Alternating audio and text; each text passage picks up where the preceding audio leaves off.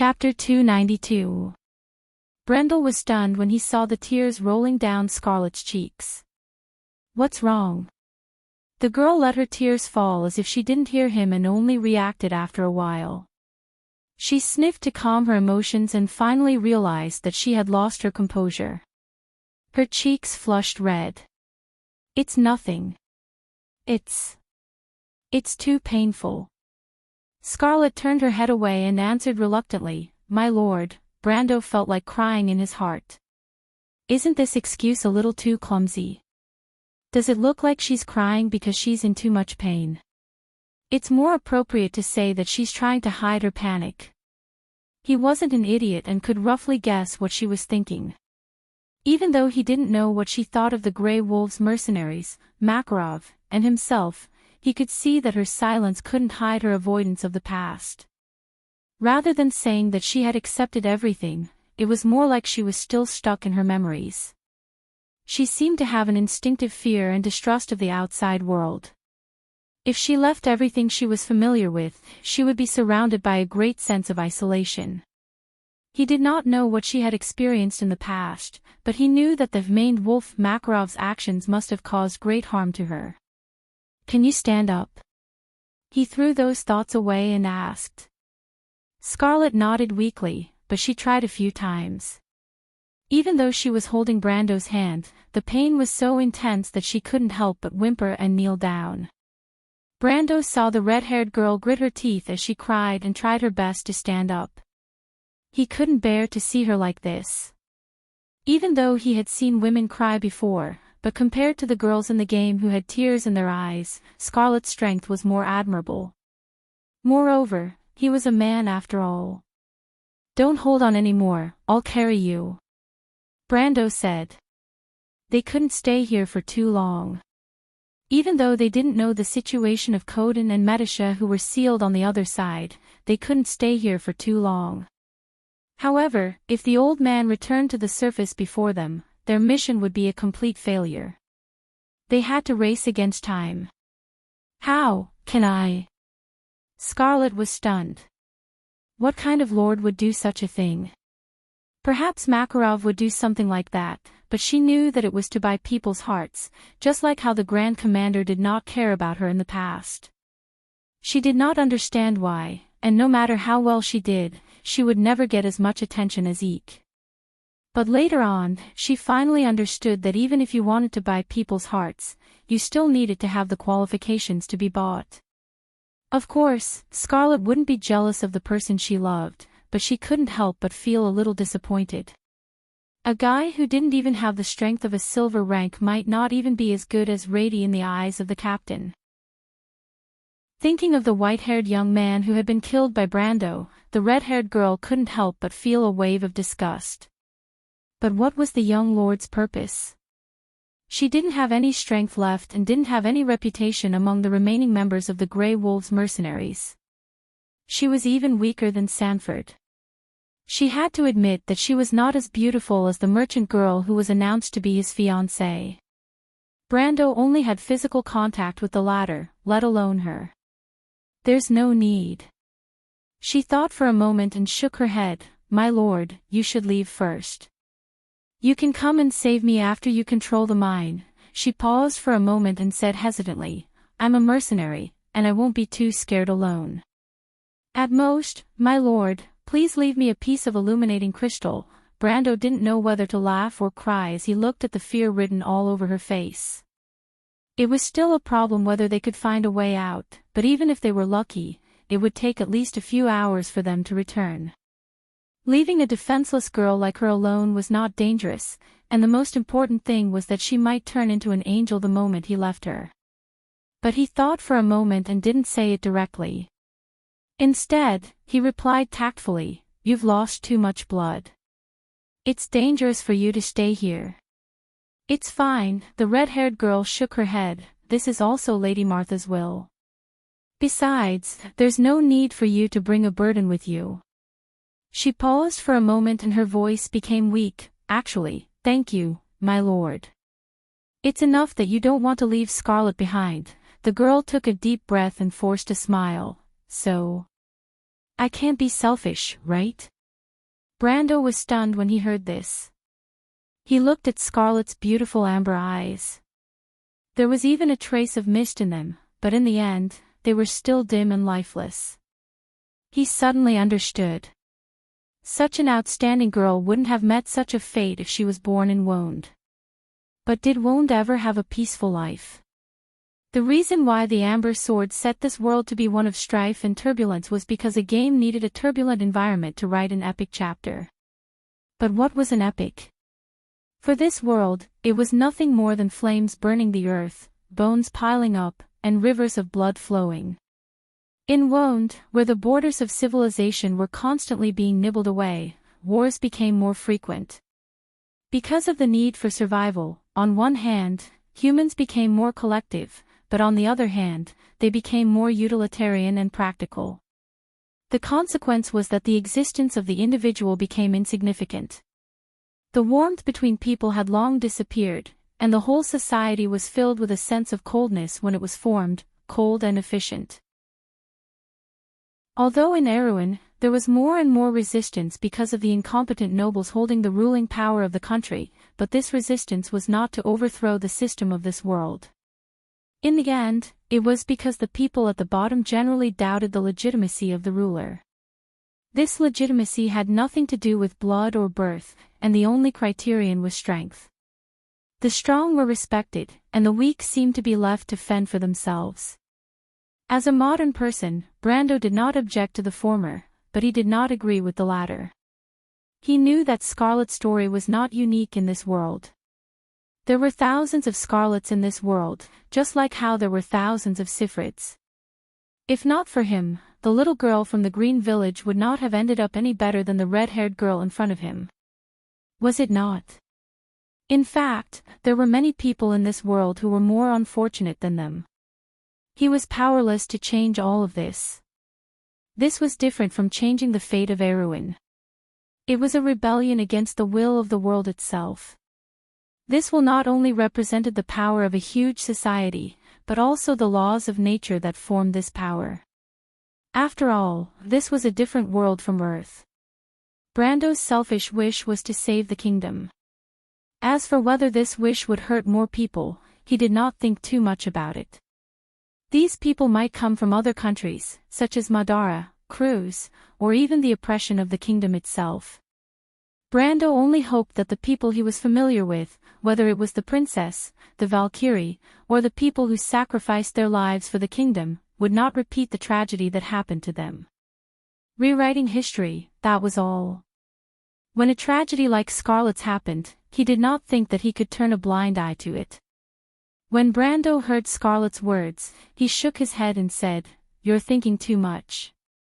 Do you think I'm such a useless person?" But Scarlet was still hesitating. An excellent leader will never leave any of his members behind. Brando felt that he should say something cool like this at this moment. He remembered that this sentence was told to him by his senior sister when she handed the team over to him. But he found that he could not be serious at all. In the end, he could only shake his head and make a clumsy joke. "Don't worry, I won't take advantage of you." But Brando was about to cry when he said this. He felt that he had embarrassed himself as a transmigrator. Scarlet was not any better. Her face was completely red, and she quickly shook her head. "Of course not, it's just, no, it's just." Brando felt that he would go crazy if he continued talking. He simply carried Scarlet with both hands without saying a word, completely ignoring the latter's frightened cry. She was dumbfounded. She never dreamed that Brando would be so forceful. Her mind was in a mess. He just said that he won't take advantage of me. But the girl immediately buried her head in her chest like an ostrich. Her ears were red, and her heart was thumping. She could not say a word. She wondered if this was the legendary Princess Carrie. When she was in the mercenary group, she had wondered more than once if Eek would carry her to the Holy Cathedral one day. But this little extravagant hope had long since turned into a beautiful fantasy after Yura appeared. But this red-haired girl never thought that one day, someone would really carry her like this. It was just that this person wasn't the one she had imagined, and the pitch-black tunnel seemed a little too eerie. But when she leaned her head against Brando's chest like an ostrich, she felt an inexplicable sense of security even though her heart was beating fast. My lord is different from most people I've met. She thought, he's also different from Eek. When I'm by his side, I feel a strange sense of security and trust. This feeling is probably the same for Amandina, and the Roman lady as well. They should all be able to feel it. Scarlett suddenly understood why there were more and more people gathering around Brando in the past few months.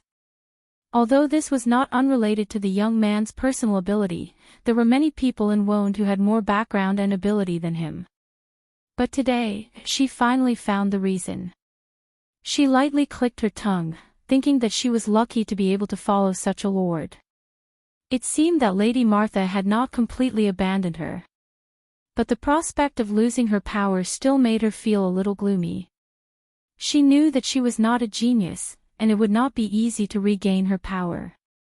But she shook her head and threw this thought away. She would just take it one day at a time. Brando's every move had made her completely relieved. But when she thought this, she did not know that she only had a few days or even a few hours to live.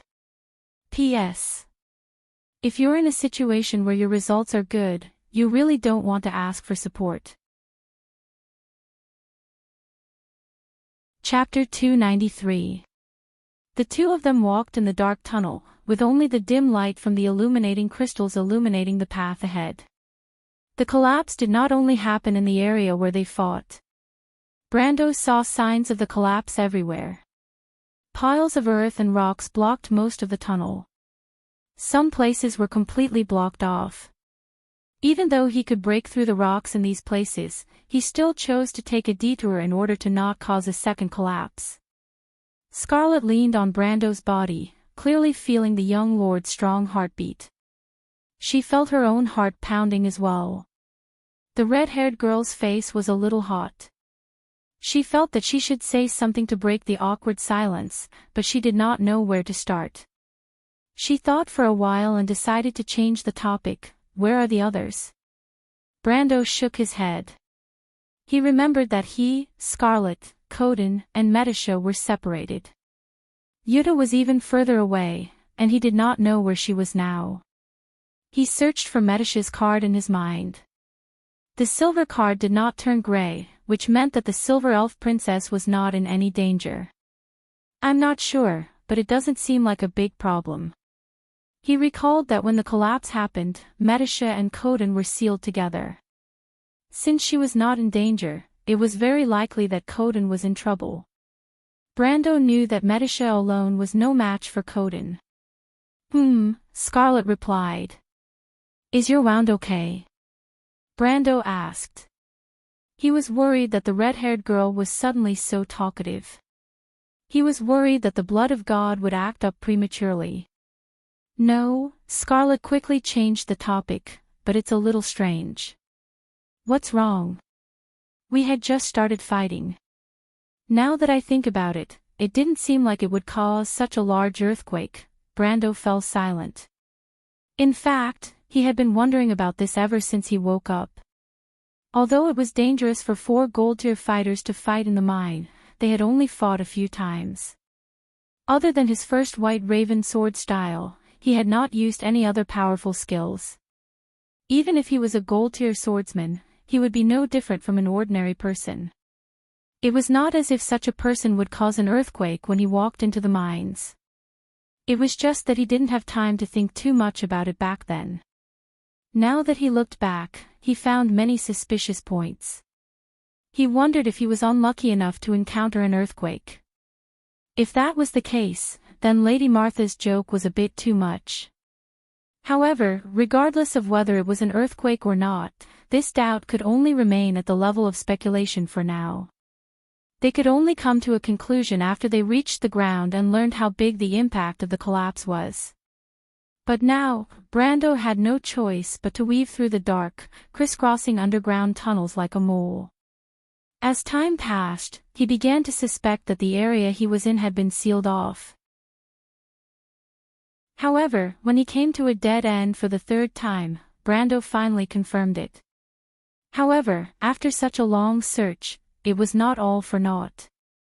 At least he found out that the elevator he used to go up to this floor could still be used. The only bad news was that the elevator could only go up to the 4th floor. The 4th floor of the mine was connected to the 3rd floor, but the 5th floor was connected to the beehive.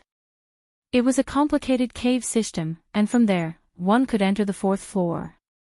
Perhaps, one could enter the 3rd floor from another area. Brando had asked Joka before he entered the mine. There were a total of 5 elevators from the 3rd to the 4th floor.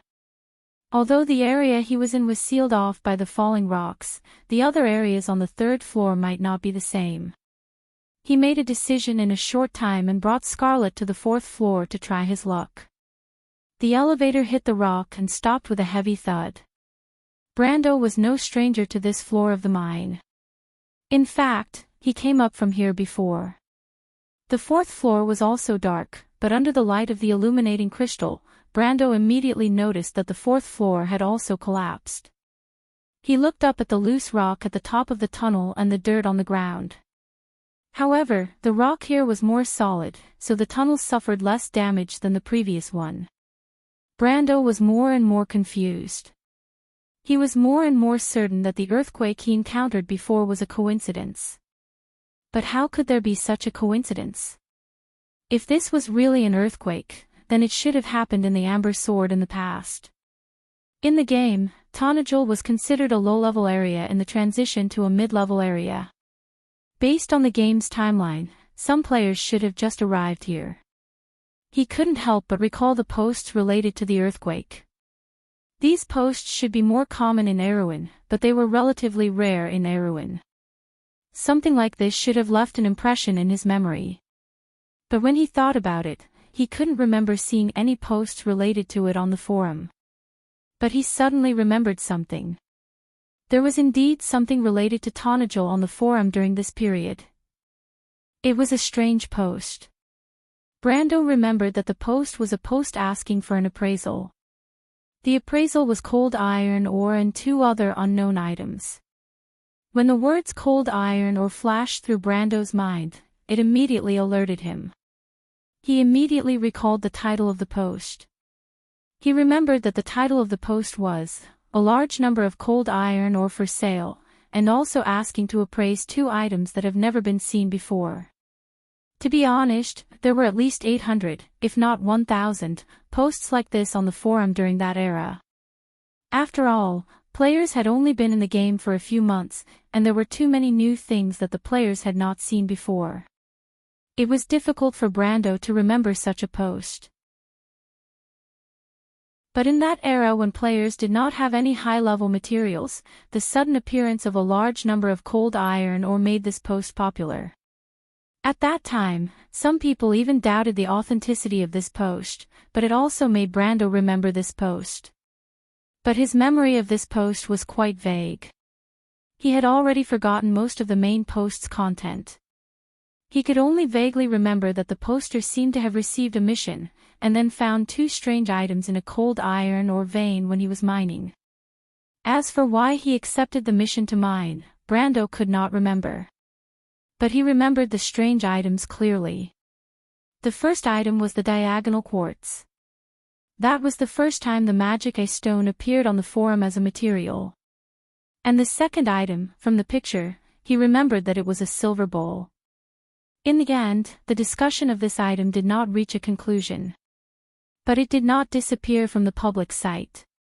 In fact, later on, there were people who found and learned about the origin of this silver ball from other places. Silver Legacy. In the Pale poem of the Cruise people, there was an era before the Age of Chaos, before Martha created the world. It was called the Age of Dusk. Legend has it that in that ancient era, there were gold and silver people living in the Age of Chaos, and there were even legendary, divine people. There was a saying that Martha was one of the divine people, but there was another saying that Martha was created by the divine people. But what kind of existence the divine people were was long unknown. In fact, except for ancient myths like the Pale Poem, they had never appeared in the world of the Amber Sword. Even the widely spread bards on the continent, and most of the half-true rumors were not mentioned in the slightest. So, similar to how Martha was referred to as a reference to the rules, the divine people were referred to as a reference to reality. Players usually thought that the divine people referred to the game designer. So, in contrast to Martha's half-reality and half-virtual existence, the divine people should be completely realistic and synonymous with non-existent in the game. But one thing was very clear. Historical records did say that the divine people led the first gold and silver generation to create the first sage's sanctuary. Then, Martha used these points to create the world of Woned with the support of the elemental code. The formation of the world took a long time. The first gold and silver people relied on the sanctuary to resist the attack of the Twilight Dragon. Until the last sanctuary recorded in history, the Babel of Babel, was destroyed. Then came the era when the gold and silver bloodlines were scattered across the land, which was the beginning of the Age of Chaos. History before and after that had been buried in the dust. The gold and silver bloodlines had also wandered the land for countless years and almost disappeared.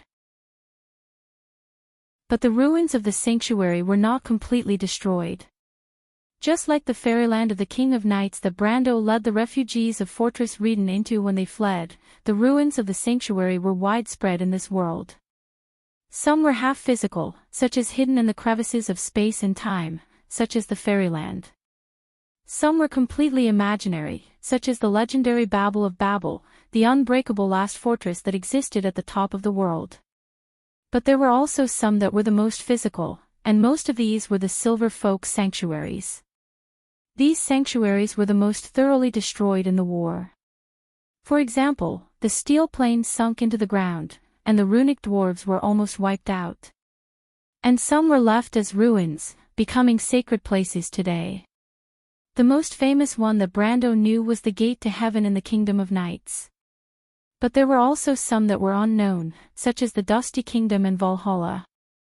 But in any case, some of these shelters were not empty. Just like archaeology, people who entered could often find something inside. This was the legacy of the Gold People and the Silver People. In fact, the golden apple in Brando's hand was a kind of gold legacy. In terms of quality, although the legacy of the Silver Folk was a little inferior, the effect would not be that bad. Thinking of this, Brando could already guess that the previous earthquake was completely likely caused by the magical resonance caused by the unearthing of the high-grade holy object. The magic eye gem, the cold iron ore, he had almost confirmed where this mission was. Just relying on the legacy of the Silver Folk alone did not seem to be enough to cause such a big commotion. Brando was a little puzzled. If you want to know what will happen next, please go to www.chidien.com. There are more chapters.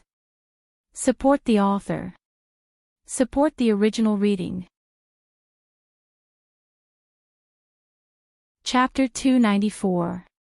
Not long after they entered the 4th level, Brando suddenly heard Scarlet whisper, "My lord."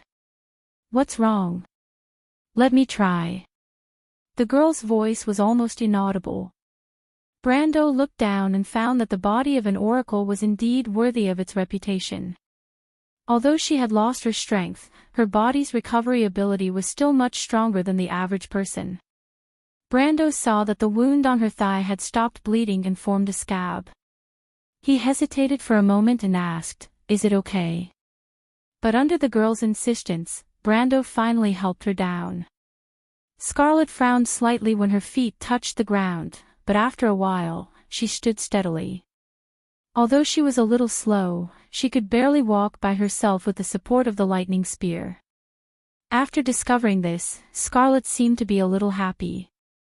She happily raised her head and smiled at Brando. "My lord."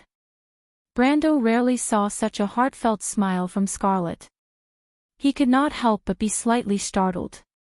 But the latter quickly realized that she had lost her composure and turned her head away.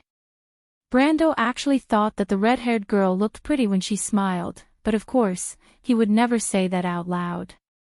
The two maintained their silence as they walked through the low tunnel. Not long after, Brando suddenly saw a faint white thing in the darkness ahead. He softly exclaimed in surprise. "What's wrong?" Scarlet asked from behind. "There seems to be something," Brando explained in a low voice. He knew that Scarlet's vision was no different from that of an ordinary person. In this environment, it was difficult to see far away. Although there was an illuminating crystal, the light was too bad. He pulled out his sword with one hand and slowly walked over with the girl. Finally, he saw that it was a person lying on the ground. It seemed to be a miner here. He carefully looked at the person and did not find any obvious wounds on his body. "He's not dead yet." Scarlet looked at the person and immediately judged. Brando also saw that the person's chest was rising and falling slightly. It seemed that he had just fainted. He nodded and tried to shout, but did not wake up. So he pulled out the cork on the water bag and flicked some water on the person's forehead.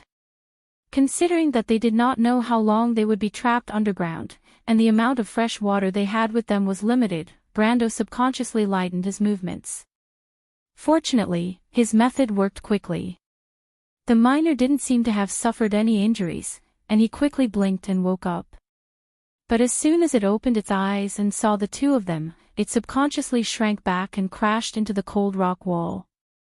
Brando looked at his uneasy expression and hurriedly said, "We are also from here. You don't have to worry." The miner was stunned for a moment before he came to his senses. He took a deep breath and looked at the two of them carefully before he calmed down and asked, "Are you in charge, Supervisor? Or are they from the guards?" He saw Brando's sword and Scarlet's halberd. In this mine, only the supervisors and soldiers would carry weapons, but Brando and Scarlet were not wearing the guard's uniform, so they looked more like the latter. "We are from the guards." Brando knew that the miner knew almost every foreman, so he answered. The man was obviously relieved, but he quickly became nervous again. "Did you also encounter a monster?" He saw the blood on Scarlet's body. "Monster?" Brando looked back and exchanged glances with Scarlet. The monster here was probably the wind spirit spiders that he had summoned. But he frowned and asked, "What kind of monster?" Brando had used the wind spirit spiders to scout the way on the third floor, but Brando instinctively felt that things were not that simple. "Stone statue, a monster that looks like a stone statue."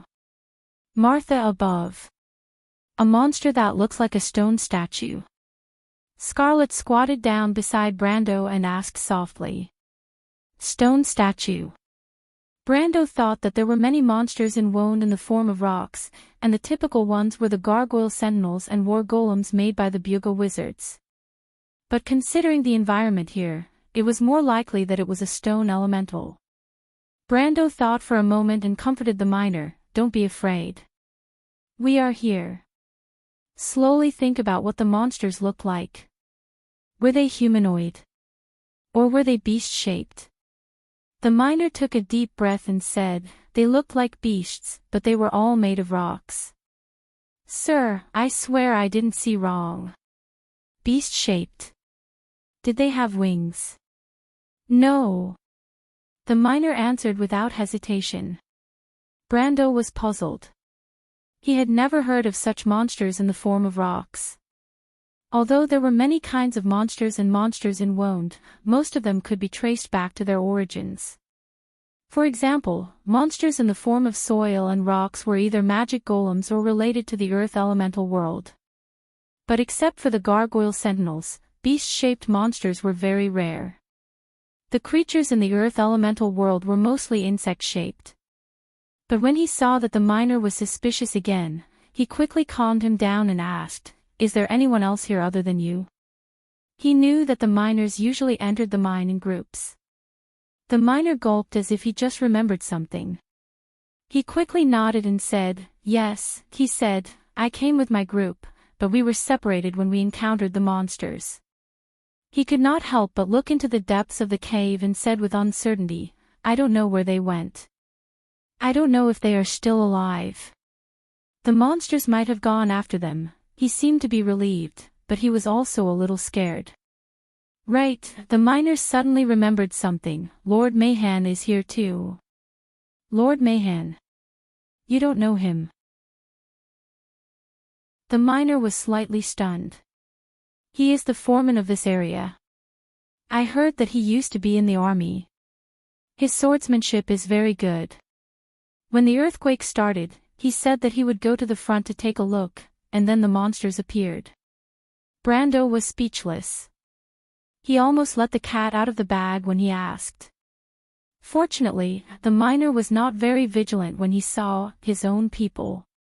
But Scarlet frowned slightly. Didn't the collapse start in an instant when the earthquake started? Also, why did he go to the front to take a look? As someone who became a mercenary at a very young age, her way of thinking was much sharper than Brando's.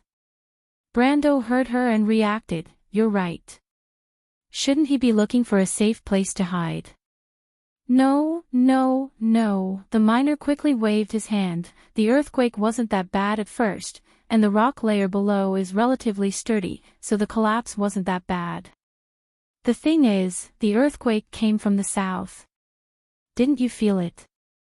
The earthquake came from the south. This unexpected information made Brando react. It seemed that his guess was not far from the truth. There was indeed something incredible that was dug out from the Shaflon mine. But even though he did not know them, he was still worried for Cohen and the other youths. They must be dead by now. Brando could not help but sigh. It doesn't seem to be an earthquake, Scarlet whispered, my lord. Brando had already made up his mind to go to the front to take a look. Even though the silver legacy was not as rare as the golden apple, it was still a rare item. But with such a valuable reward, the mission would not be so simple. He suddenly interrupted Scarlet and put a finger to his lips. Shh, the tunnel quieted down, and only the miner's heavy breathing could be heard. But soon, Scarlet and the miner heard a rustling sound coming from the south. It was as if something was moving close to the ground. They're here. The miner's face turned pale in an instant. But Brendel put down his sword with some doubts in his heart. There were many things coming, but these slightly heavy footsteps didn't sound like they were anything powerful. But soon, the monsters that the miner spoke of appeared one by one. The first to appear was a gray-white feline. It gracefully stepped into the light of the illuminating crystal and stared at Brando with a pair of eyes that looked like gray gemstones. No, it should be said that it was a pair of gray gemstones. This was because the slender feline was actually a stone statue. A living stone statue with gray crystals as its eyes. Brando immediately understood when he saw this thing. It was not a monster in the form of a rock. It was a summoned creature. To be more precise, it was a creature formed from the earth elemental. As for what form it took, it was entirely up to the summoner's will. But Brando was slightly taken aback. There's an elven summoner down there. This thought flashed through his mind. Or is there something controlling these creatures unconsciously? It seemed that the latter possibility was much more obvious. But if it was a piece of equipment with self-consciousness, even if it had no intelligence, it would be at least fantasy level or above. And it might even be an extremely high fantasy level. When Brando thought of this, he suddenly burst into tears. He thought that since he came to this world, he could finally see high-level equipment for the first time. As he thought of this, more and more felines appeared in the darkness. There were more than 10 of them, and there were a few pairs of shimmering eyes swaying beyond the boundary of light. More than 20 rock panthers had formed a semicircular encirclement around them. Brando did not panic at all. He stepped forward and put down his sword. Stay back, Scarlet. Scarlet grabbed the miner, who was so scared that his legs went soft and was about to roll and crawl away. Then she turned back and nodded at Brando, and obediently stepped back a little. She knew that she did not have any power now. At most, she relied on her strength as an oracle to be slightly stronger than ordinary people. If she stayed on the front line, she could only interfere with Brando's actions. However, although she had lost her power, her vision was still there. She had already seen that these big rock panthers did not seem to be a threat, especially to Brando. On the 19th, my relative is getting married. I'm not sure if I'll be updating, but I'll make up for it if it's missing. To be continued. If you want to know what happened next, please go to www.chidian.com to read more chapters. Support the author, support the original reading. Chapter 295. However, Scarlet could understand the other party's strength, and this miner was different from them. As soon as he was caught by Scarlet, he couldn't help but scream in fear, "Let me go. You guys run too, those things are very powerful, they're invulnerable." He had seen his companions use their pickaxes to fight back against the monsters.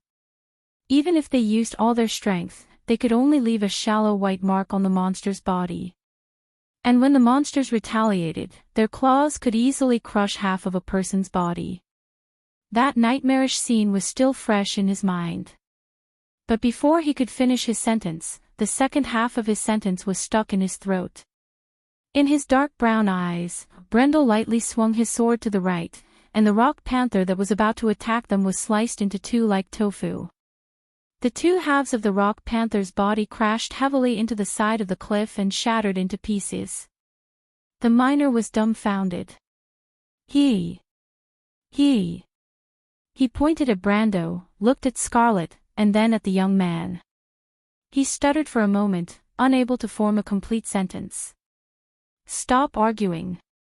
Scarlet impatiently slapped his hand away, but she also looked at Brando. When she saw Brando attack, she couldn't help but exclaim in her heart, "My lord's swordsmanship has improved again." Brendel's swordsmanship had indeed improved, and he only realized this after he dismembered the rock panther that was not even at the iron rank level. He opened the interface and found that the suffix behind his military swordsmanship had changed to +2. Although he didn't know how this +2 came about, it probably had something to do with Coden, the guard captain of the mine.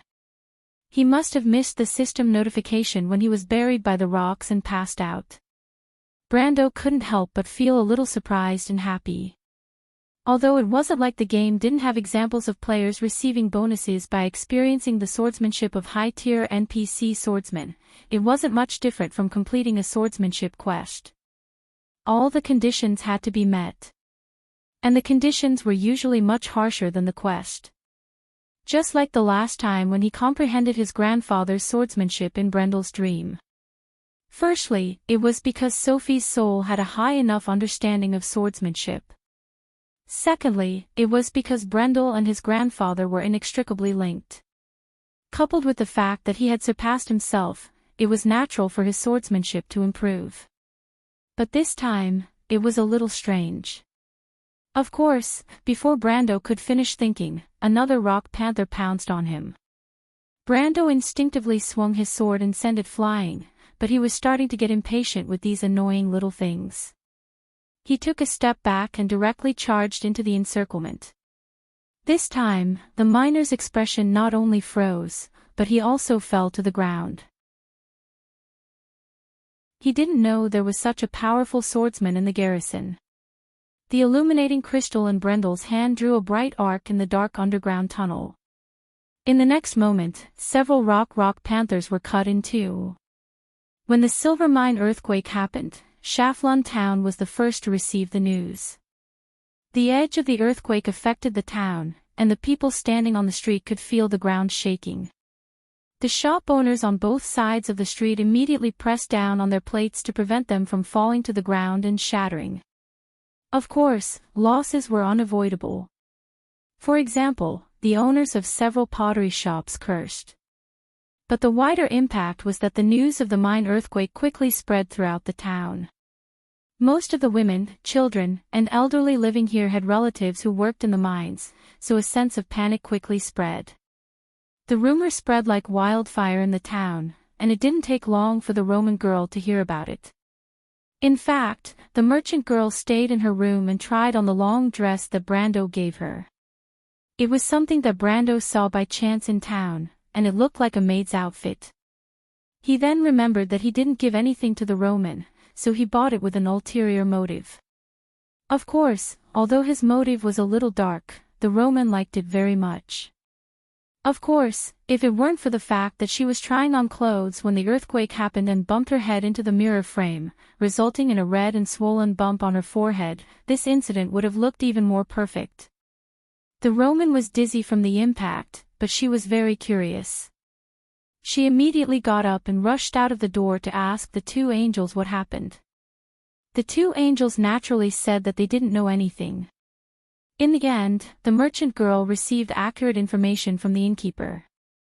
There was an earthquake in the mine. Roman blinked his eyes.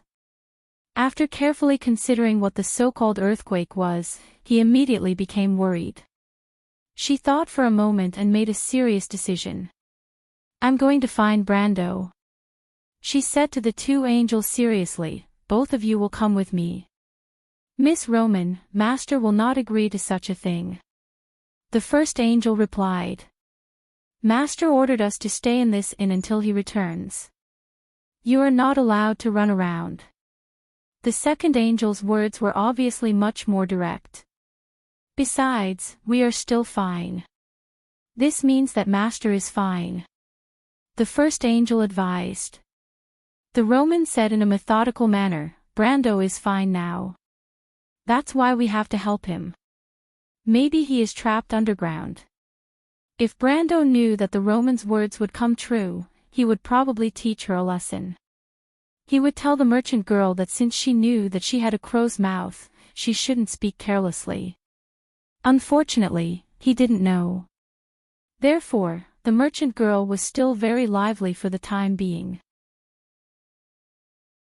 However, the two angels didn't agree with her idea.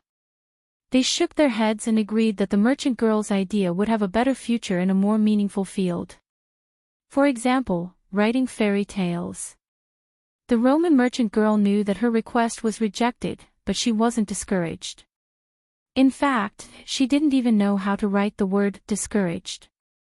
Not long after, the two angels who were doing their duty heard a loud shout coming from the room.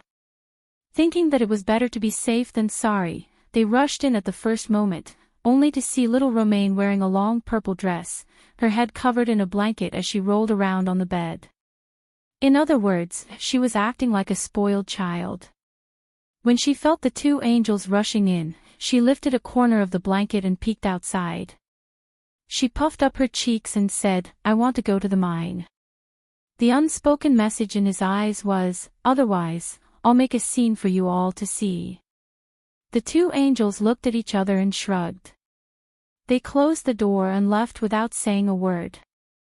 After repeating this for 2 or 3 times, they gradually learned to turn a blind eye to the merchant girl's strange behavior. "His lordship told us not to make a fuss over nothing.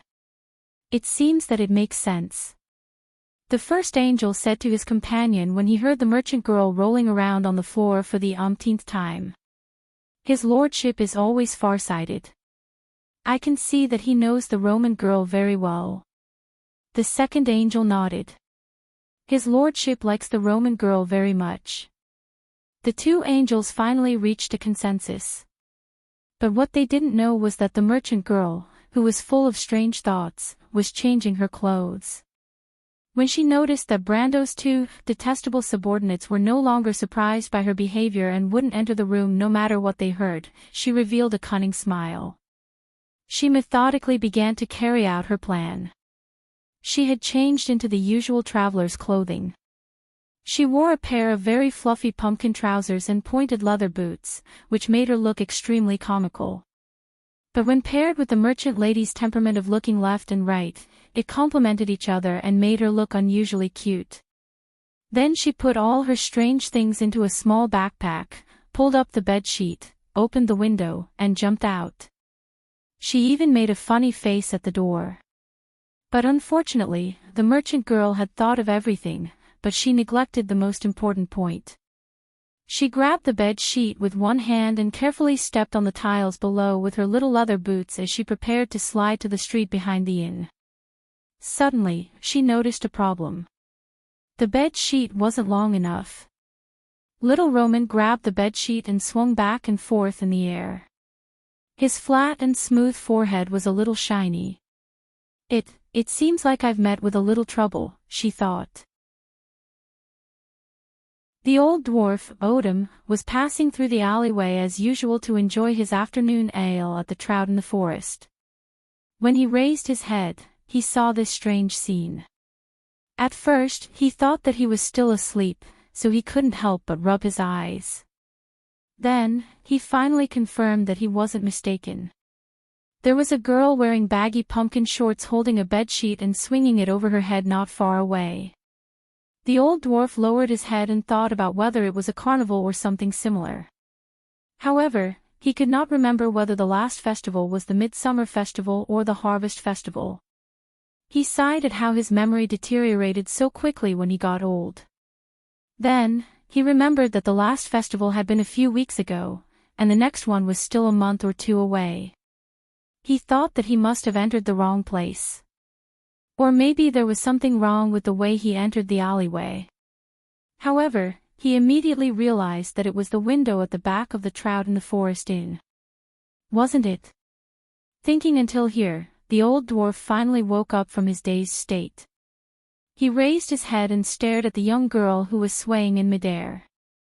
He used his hand to support his chin and asked, "Little girl, what are you doing?" "I'm sorry, old man.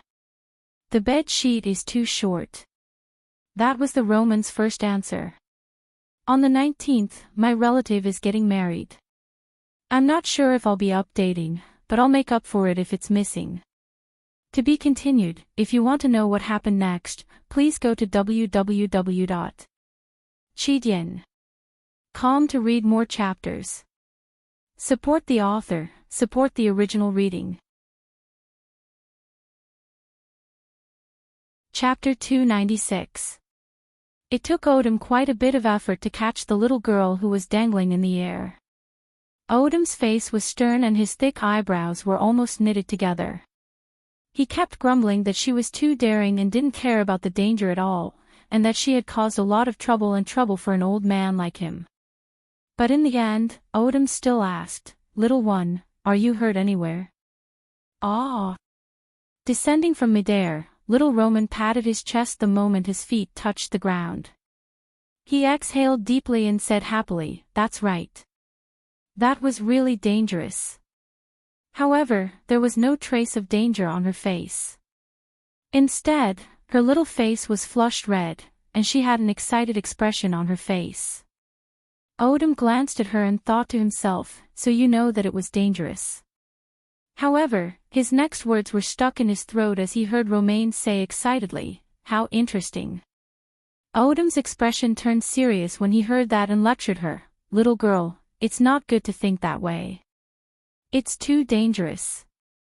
If I didn't come over, wouldn't you have been injured?"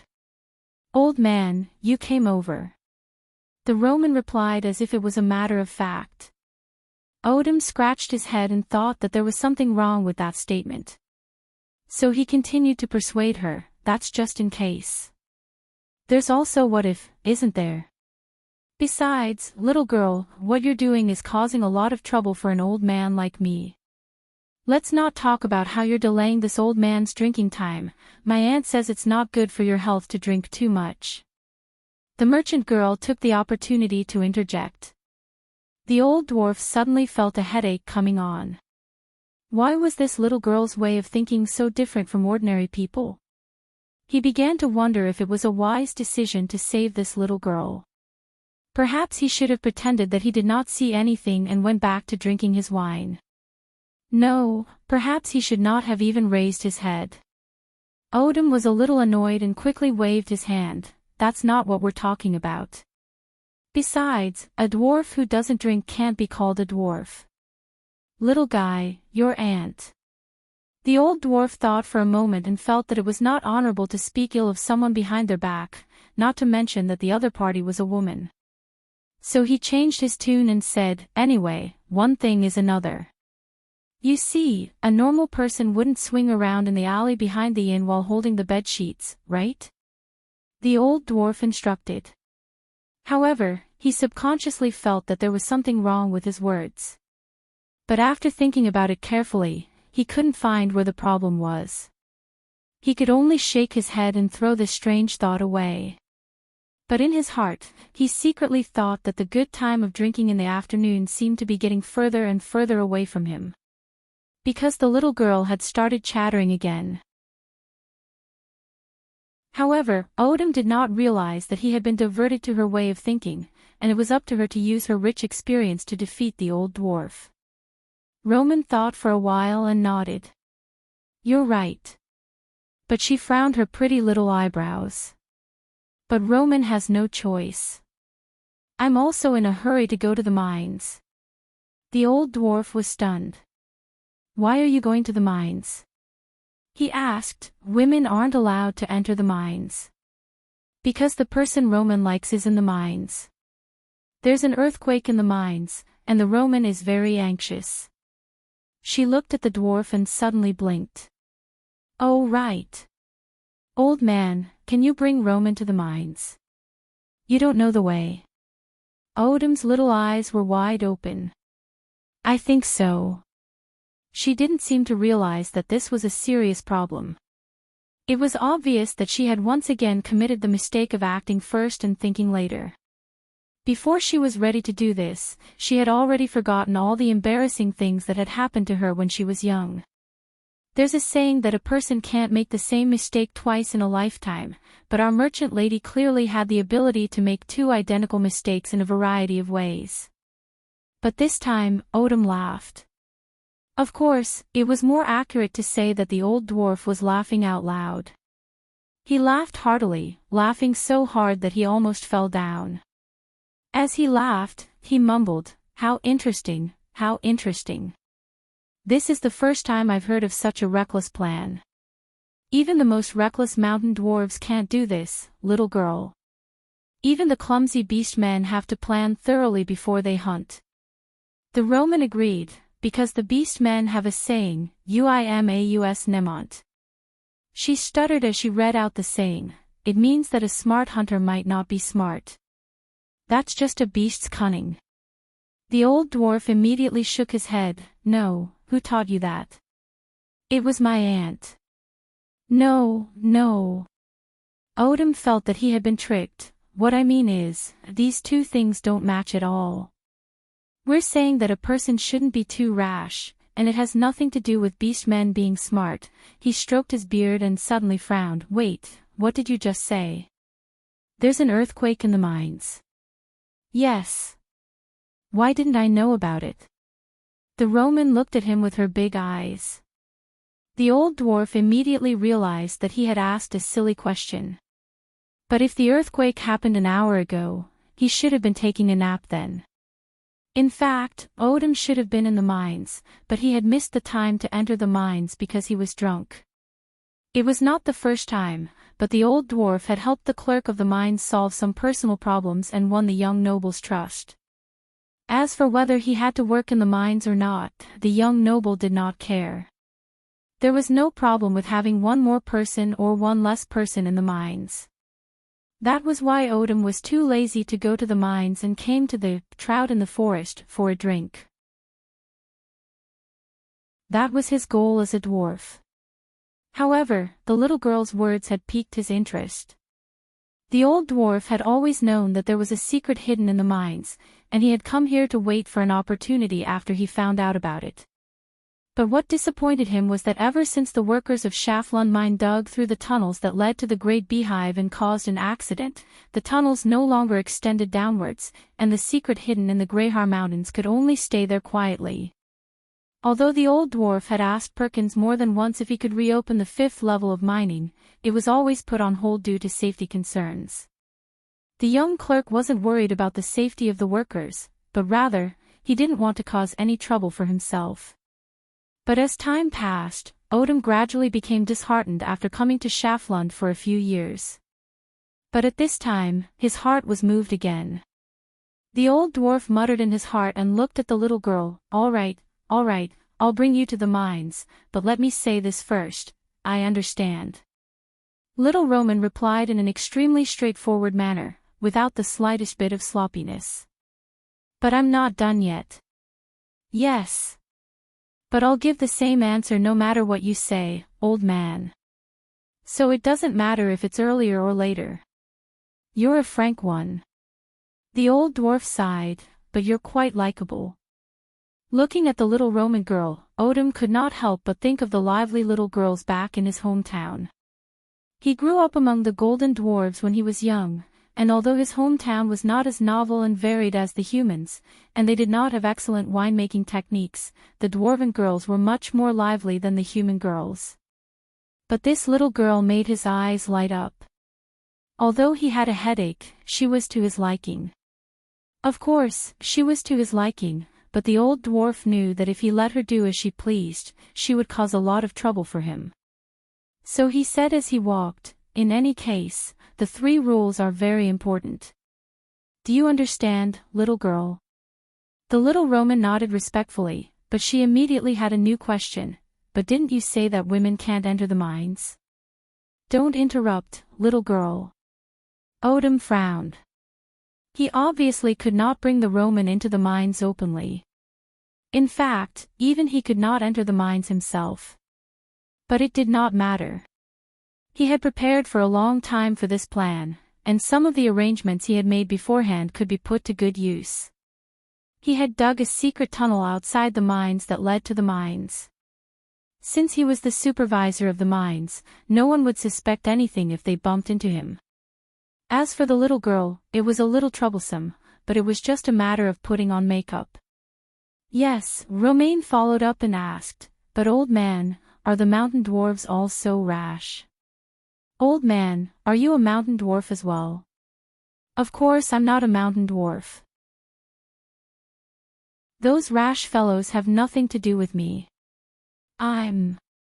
The short and fat dwarf suddenly stopped and coughed heavily. Don't interrupt. Oh. The battle underground had come to an end. When the last rock beast was reduced to pieces, Brando found a few corpses of miners at the end of the tunnel. After the man identified them, he realized that they were the corpses of his former companions. After the miner who was saved by Brando saw the young man's strength, he was determined to follow them. Even when Brando advised him to hide in the safer 3rd level of the mine, the latter shook his head and refused. He felt that it was much safer to follow the 2 of them. Translator, Endless Fantasy Translation Editor, Endless Fantasy Translation. If you want to know what will happen next, please go to www.chidien.com to read more chapters, support the author, support the original reading. Chapter 297. In fact, there was almost no loot from the previous battle. The EXP he gained was just some experience points. In fact, Brando found that he didn't gain much from killing monsters below the level of Black Iron, to be exact, monsters below level 15. This was exactly the same as his experience in the game. But he found a ring in the wreckage, an ogre ring. In the amber sword, equipment with the prefix ogre could increase the wearer's strength. In fact, this was a series of equipment, with a wide range of levels ranging from level 20 to 70. The lower ones were titled ghouls, while the higher ones were mostly prefixed with dragons. This ogre ring was the lowest of the bunch, at level 20, but it was far beyond Brando's imagination. In the game, there was less than a 1 in 1,000 chance that a level 15 monster would drop a level 20 magic item. Of course, the highest level on the list was a level 25 armor, which only had a 1 in 10,000 chance, or in the player's words, it was basically 0. But with Brendel's usual unlucky hand, he could not help but look at Scarlet a few more times when he received the ring. Could she also be the holder of the legendary Lucky Hand halo? Brando checked the attributes. The ogre ring increased the wearer's strength by 5%. Brando's strength was 73. 4 ounces, and because of the implanted Ghost Knight's crystal and power burst, his strength was close to 100 ounces. This thing could increase his strength by about 5 ounces, which was better than nothing. But he already had the Ring of the Wind Empress, the Ring of Flame, the Ring of Secondary Snake, and the Ring of Warrior on his hand. Brando thought for a moment and was too lazy to change, so he simply threw the ring to the red-haired girl behind him. Scarlet took the ring and was slightly stunned. I don't have any strength again," she whispered, a little puzzled. "That's only temporary," Brando replied.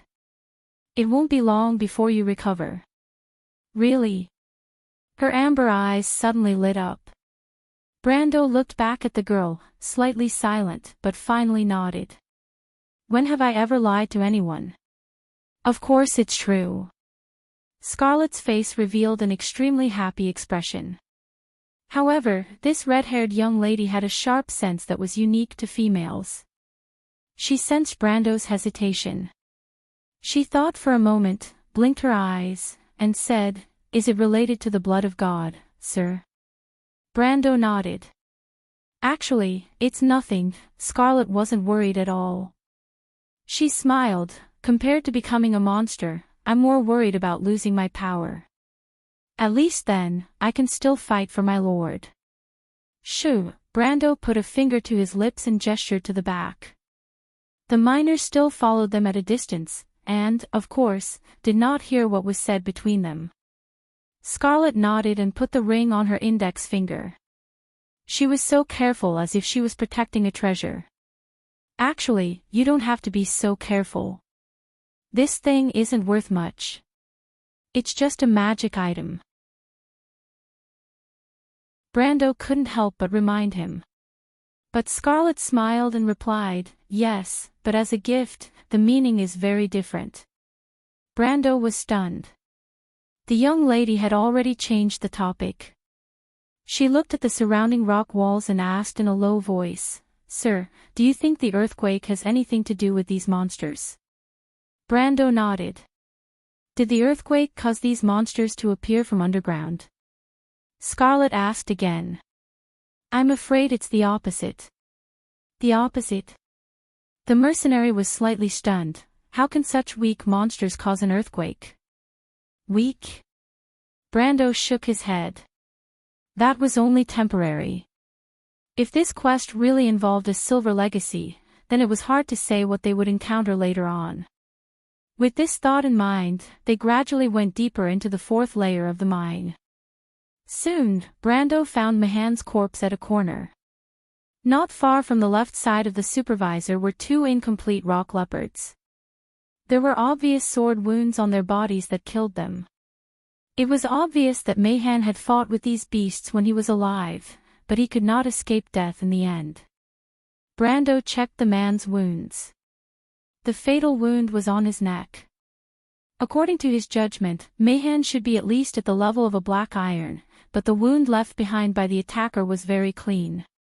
It was obviously a one-hit kill. For this to work, the attacker's strength must be far greater than the victim's. This meant that there were more powerful monsters here. Brando was not the only one who saw this. Scarlet also saw this. She did not say a word, but her face became solemn. When the miner saw the supervisor's corpse, he trembled and fell to the ground. He was scared out of his wits. In his mind, these foremen were usually high and mighty existences. But when they turned into cold corpses, it made him feel like he could die at any time. He almost lost control of his emotions and could not help but scream. Brando had no choice but to use the secondary snake ring to paralyze him so that he would not attract more monsters. It was not easy to wait for the miner to calm down before they could continue moving forward. Brando observed the surroundings and decisively chose a tunnel to the north. If he remembered correctly, this should be the place where he separated from Cohen and the others. But this time, the 3 of them did not move for long before 2 groups of rock leopards surrounded them from all directions. These rock beasts quietly came from the shadows, and there seemed to be more and more of them. Brando used 2 of his swords, but he gradually began to realize that these rock leopards seemed to be endless. Scarlet seemed to have noticed this at the same time. She whispered from behind, "My lord, we have to find a way to leave this place." Brando nodded, but his plan was slightly different from the mercenary girls. He knew that if it was a normal person here, they could only sit and wait for death. And if it was a mercenary with some ability, they would probably make the same choice as Scarlet. But he was different. He was a player. Continuously killing monsters like this was an extremely abnormal phenomenon in the game. He immediately calmed down and based on his experience, he looked for the leader hidden among the low-level monsters. Sure enough, he soon saw a cat with a smooth surface like black jade flash through the darkness. Although it was only a glimpse, Brando could already tell that it was at least a mid-level iron rank. It was not black jade, but obsidian. This was the guy he was looking for. The young man immediately slashed the small fries blocking the way and took the lead to chase after it. But what surprised Brando was that when he showed hostility, the thing's reaction was shockingly fast. Before he could swing his sword, the black leopard had already turned around and disappeared into the darkness. The obsidian rock leopard's speed was extremely fast, even far exceeding its strength. Brando's charge skill had not even begun to charge, but the creature had already disappeared without a trace after turning a corner. It was not just the beast. Brando immediately noticed that the low-level rock leopards around him retreated like the tide. He stopped in shock, but the monsters around him suddenly disappeared without a trace. What's going on? Brando did not think that it was because of his overbearing aura that scared the monsters away. Elemental creatures did not have emotions at all. They only had the basic ability to make logical judgments. The mine tunnel became empty. What was that? Scarlet and the miners saw the monster that disappeared in a flash. When Brando stopped, they immediately chased after him and asked, "Leader?" Brando replied, "Leader refers to the leader of a group of monsters, but here it is the summoner's eyes." The same goes for elven messengers, beast summoners, and even necromancers. No matter how powerful a spellcaster is, they can't control an entire army by themselves. They need lower-level spies to control those summoned creatures that only have the lowest intelligence. For example, low-level necromancers and skeletons. It's the same here. He pointed to the depths of the mine tunnel and said, "But I don't know how big this summoning network is. If the black jade-like leopard is the highest level of this network, then it's easy to deal with. What if it's not? Then it's troublesome," Brando said as he walked deeper into the tunnel. But Scarlet seemed to be a little worried. She felt that everything underground was strange. Although this lord seemed to know what was going on, she did not like the feeling of being shrouded in the unknown. She thought for a moment and could not help but say, "My lord, let's go back to the 3rd level first. Isn't our goal to find the guard captain and take control of the silver mine? Why do we have to make things difficult for these monsters here?" Brando shook his head. "It was like that at first, but Scarlet, it's different now." "Different again?" Scarlet was stunned. Brando nodded. The value of a silver legacy was much higher than the entire silver mine. It was like using a gold mine to exchange with Brando's golden apple. Brando would never do such a stupid thing. But he did not explain much and walked deeper into the tunnel. But before he took 2 steps, he made a soft sound of surprise. "What's wrong?" Scarlet asked from behind. "Come and take a look at this," Brendel said as he turned the corner. The red-haired girl limped forward with the help of the lightning spear, but as soon as she turned the corner, she was stunned. Behind the corner was a vast space, but at this moment, it was as if a terrible storm had happened here. To be more precise, under the dim light of the illuminating crystal, there were pieces of the rock leopard in the mine. There were even some black jade-like pieces scattered among the gray rocks. Needless to say, these were the remains of another kind of monster. Brando raised his head and looked into the depths of the cave. It seems that someone got here before us. A powerful guy, he said. Translator, Endless Fantasy Translation Editor, Endless Fantasy Translation to be continued. If you want to know the future, please go to www.chidian.com. Chapter 298. The underground world was shrouded in boundless darkness, and the long tunnel was silent. The only sound that could be heard was the sound of the underground water seeping into the rock layer above and dripping to the ground.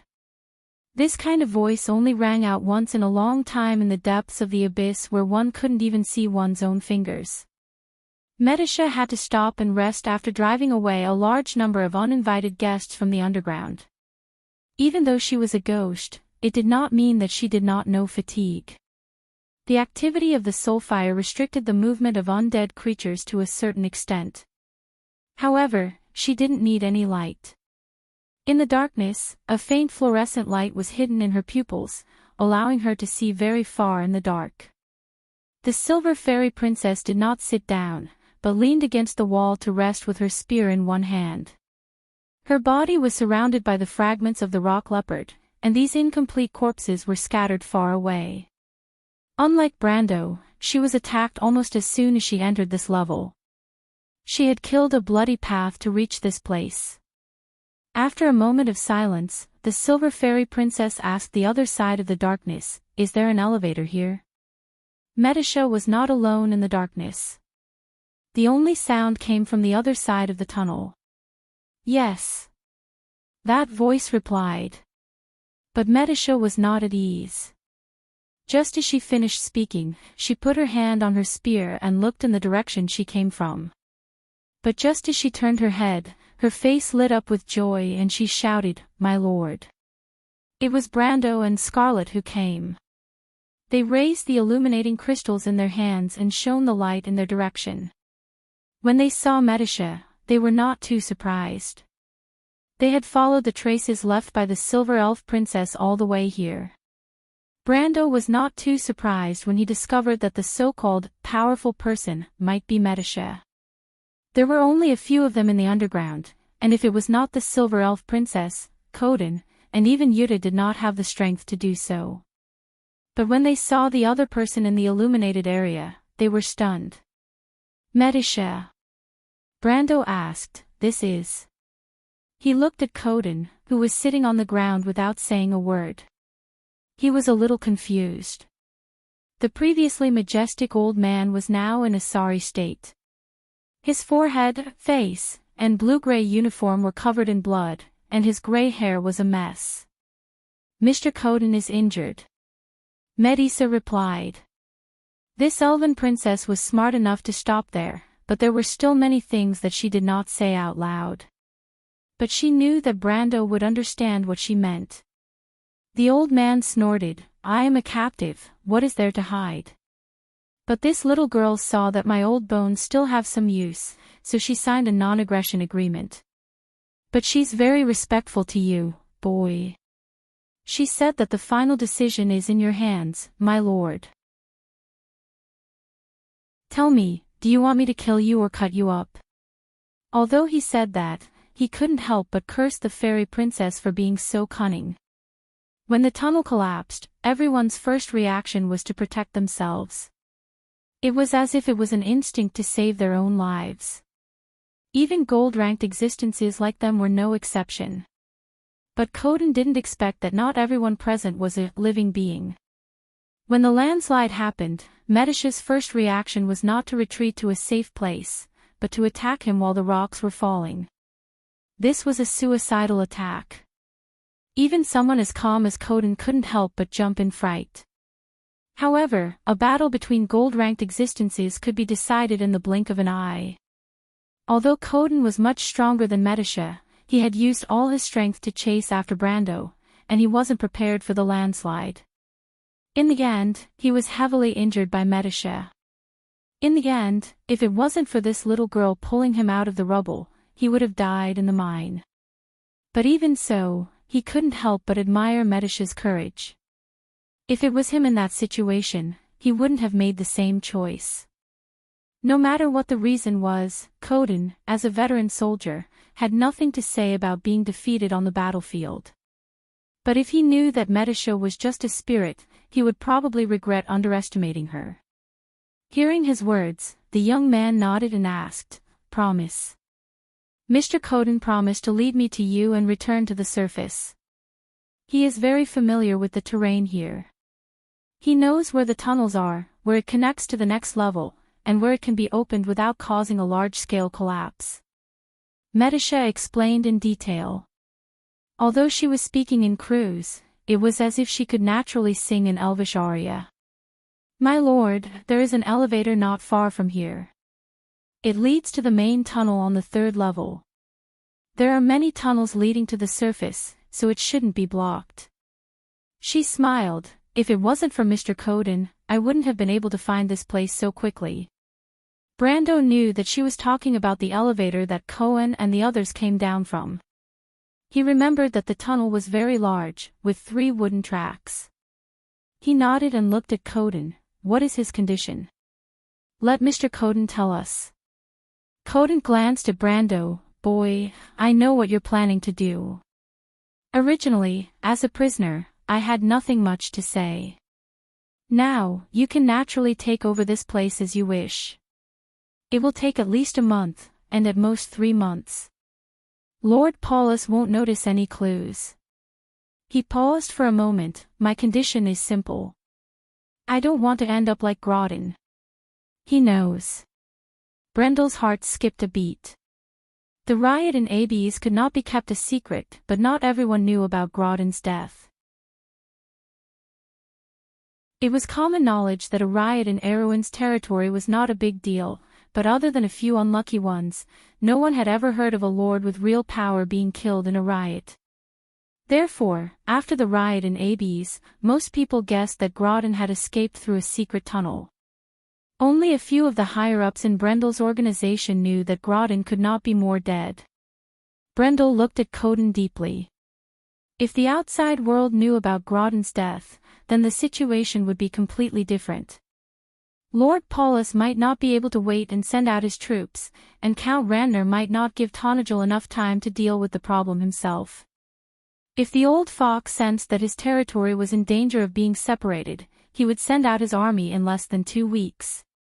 Brando hoped that the news would not be balanced to buy time. If Count Randner did not know whether Groton was dead or not, then he would be inclined to let his useless son deal with the problems in his territory. At that time, they were just a bunch of rioters in the eyes of the nobles. Rioters were nothing to be afraid of, and Groton had many retainers under him. But with Groton's death, this small rebellion was treated as a rebellion. Even though he knew that he was starting a rebellion, even if it wasn't to divide Owen, his actions were seen as a serious challenge to the rules of the game in the eyes of the nobles. According to Brendel's plan, Count Randner would only realize this after Lord Maxon and Lord Paulus were defeated. Brendel still had 1 or 2 months before that. Coden seemed to have seen through his thoughts. The old man smiled mysteriously. "You don't have to worry, it's just a rumor.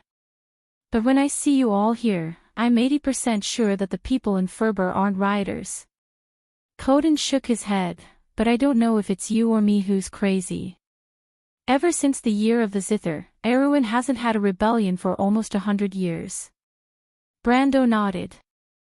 The year of the Zither was the era of Hesse I, who was nicknamed the King of the Roads. He was the most notorious king in Erewhon's history, and one of the last rulers of the Cipher dynasty. This nickname came from the fact that he organized an army to rob all the merchants who passed through Erewhon, regardless of whether they were local or foreign. He openly declared that all property in Erewhon's territory belonged to him, and all merchants who traveled on the roads had to pay him 2/3 of the value of their goods. This act of his angered everyone except for him. In the end, Hesse I was ousted from the throne after only 3 years. He was the only king in Erewhon's history to die in the hands of the angry people. Of course, from His Majesty's performance, it could be seen that the people of Aween were in dire straits at that time. That was the darkest era in Erewhon's history. If not for the rise of Madara, the current Erewhon would not have been as chaotic as it was then. That was also the era in Erewhon's history when uprisings, riots, and rebellions were the most frequent. In Won's world, it was rare to see the word uprising in the history books. But perhaps this was the so-called power and fortune of the nation. Madara had to borrow Aween's strength to rise, so the Corvado dynasty was able to rise under the same circumstances. But under better conditions, Princess Griffin's reforms failed. But Brando did not have time to sigh. He shook his head and said, "This condition is too vague. We can coexist peacefully here, but once we leave the underground and reach the surface, how can we guarantee that you won't run away and spread the news?" It was not unreasonable for him to think this way. If it was the subterranean dwellers, he could ask Tajif to swear to their gods. But humans were probably the least religious people in the world. Although they often talked about Lady Martha, even if they swore to Martha, most of them would not take it seriously. Brendel was a human himself, so he knew this better than anyone else. But Coden shrugged and said, "This old man is seriously injured. I can't run away even if I want to. If you want to know what will happen next, please go to www.cheatyin.com. There are more chapters. Support the author and support the original reading. Chapter 299. Brando smiled. You might not be able to escape now, but that might not be the case in the future. Once you recover your strength, no one will be able to stop you. There were some things that he did not say. Brando could not possibly leave 2 gold-ranked warriors in the mines just to watch over one person. Coden placed a hand on his sword, but he quickly let go. The old man could sense that the young man was interested in his suggestion, or else he would not have said so much to him. If that's the case, what do you think we should do? Brando pondered for a moment and asked, "What's the name of the clerk in the mines?" Coden was stunned. He could not keep up with Brendel's thoughts. He didn't understand why the topic was brought up to the noble clerk, but he still replied, "Perkins. Perkins from the Sackerville family. You know him." Coden narrowed his eyes. He instinctively sniffed out Brendel's identity. It was likely that he was a young noble. After all, a normal person would not have such a clear understanding of the nobles. It was just like how a well-informed person in the capital might know the names of the nobles above him, but outside of Corvado, he might not know the nobles in the other provinces. However, Perkins was the nephew of Count Ranner's wife, and belonged to the same class as Grodin in the Ranner province. It was impossible for Brando not to have heard of him. Even though Perkins was not famous in this era, the players would have to deal with the young nobles as the old nobles gradually aged and passed away. Brando remembered that Perkins was the lord of the Silman region, but he did not expect him to be the clerk of the Shaflun mines. He immediately realized that the silver mines were Count Ranner's confidant, and it was possible that Perkins had gained the Count's trust from there. He cursed in his heart. This kid's bright future is going to be ruined because of my actions. But, in the spirit of not letting his friends die, he had no choice but to say sorry in his heart. "I heard that he's a decent guy?" Brendel asked in a roundabout manner. "That's a nice comment." Coden raised his eyebrows. "It would be better to say that he's as timid as a mouse and mediocre." He didn't hold back at all as he mocked. Perkins had destroyed a squad of his subordinates, and this old man was still brooding over it. You nobles just love to say nice things. After saying that, he looked at Brando provocatively. Brando didn't care about Coden's probing. He was just pondering in his heart.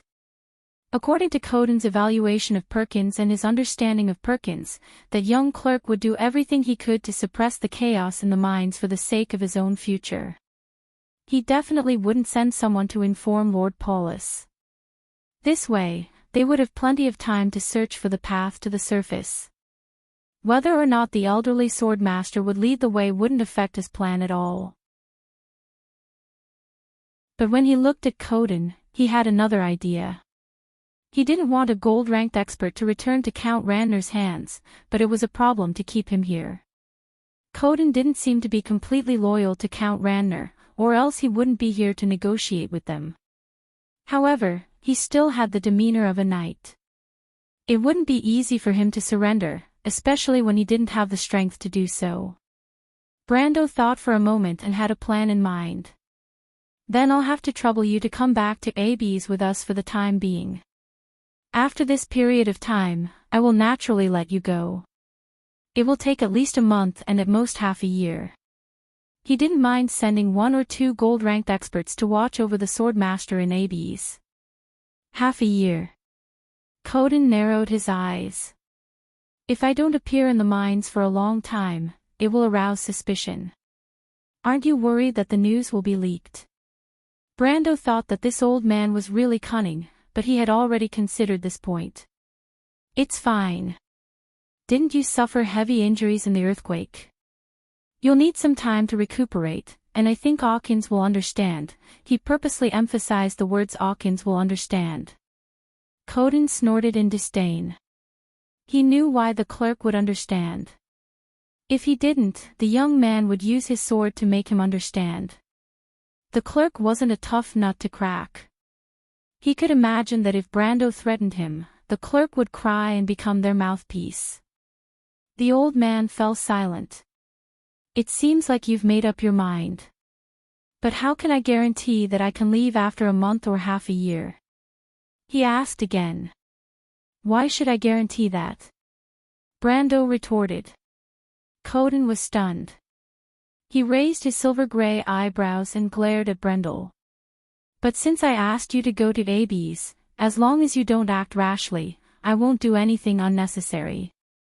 Brando replied. I won't make unnecessary sacrifices. You're a veteran of the November War, aren't you? Life is precious, and the winner of a war is the one who survives. The old man snorted. You know very well that there are survivors of that war among your elders. Brando did not answer and only stared at the old man. The old man glanced at the ring on Brando's finger and remained silent for a while. He then asked, judging from your actions, you're planning to stay here for a long time. But I have to remind you that Count Randner will not allow a territory to be separated from his control, even if it's the most barren Tonajol. Are you prepared to face the wrath of a king? Other than Corvado, Erwin was controlled by 13 vassals. These vassals included 6 dukes, 2 marquises, and 5 counts with special privileges. Their power was comparable to the royal family, and they were nicknamed the kings under the throne by the people. Among these kings, other than Duke Arek, Duke Vero, and Duke Cypher who were the strongest, the rest of them were on par with each other. Count Randner was not the strongest among them, but he was not the weakest either. In Coden's opinion, Brando and the others were like ants trying to challenge a giant. They could be crushed at any time. However, Brando laughed and shook his head. You've got 2 things wrong. First, I knew what Count Randner would do from the start. Second, Tonajol is not the most barren of lands. Coden looked at him deeply. Confidence is a good thing, but arrogance is not necessarily the same, young man. I agree. Brando replied. Fine, I don't care what you think. The old man shook his head and stopped talking about it. He placed his hand on his sword once more. I still want a promise. Promise me that you will let me leave after at least half a year. You promise that you won't return to Count Randner's side. I'm sorry, but I can't promise that. Coden replied firmly. Brando looked at him with admiration, but he did not refuse this time. He smiled. Fine, I promise. I don't need half a year, just 3 months. The old man was slightly taken aback. He raised his head and looked at Brendel in surprise. Brando smiled and did not explain. After reaching an agreement, Medisha was also done resting. She felt the soul fire in her body becoming active again, and they continued on their journey. At this time, Brando glanced at the miner behind them. In fact, when he found out that Brando and Scarlet were not part of the mine's garrison, but were traitors who wanted to go against Count Ranner, the poor man was terrified and almost wanted to run away. But he quickly calmed down. Compared to thinking about the future, the monsters that were lurking in the mines would immediately take his life. In the end, the man still followed them. But he met Scarlet, and after the red-haired girl threatened him fiercely, the miner had no choice but to bring his family to Abes with him. During the conversation, Brando found out that the man had also learned some skills as a silversmith, so he decided to give him a job as an apprentice blacksmith. In comparison, this job was much safer than being a miner, and the benefits were much greater. In the end, the man still felt uneasy, but he could not help but look forward to it. With these thoughts in mind, he felt the people in front of him stop again. But this time, they did not encounter any monsters or people. Instead, there was no way out. To be exact, everyone saw a dark door not far from them in the mine tunnel. The door was tightly shut and sealed off the entire tunnel. Medisha and Scarlet could not help but stop and look at Coden. He said that this path could lead to the elevator. But when they saw the old swordsman's face, they could not believe what they saw. This is... Coden was slightly taken aback. Shouldn't I be asking you that? Scarlet frowned. Her voice was weak, but it was filled with suspicion. No, what's going on? Coden frowned and said to Medisha, Miss, can you help me over there to take a look? Medisha looked at Brando with a questioning gaze, and the young man nodded. He had been here before and knew that the old man was not lying. There should not be such a door in this place. He had a suspicion, but he still needed to confirm it. The Silver Elf Princess did as she was told, supporting the elderly Master Swordsman as they walked over. The Master Swordsman used his hand to feel the cold, heavy giant door as he muttered to himself, How is this possible? How is this possible?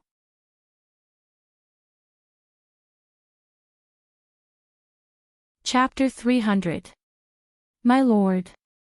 Scarlet looked at Coden, who was muttering to himself, and asked in a low voice. Brando shook his head and signaled for her to calm down. The door must have appeared out of nowhere, and it might have something to do with the monsters. Sure enough, Coden suddenly stopped and whispered, There are words on the door. Everyone leaned over, and sure enough, they saw some strange patterns engraved on the black iron door. To be more precise, they were words.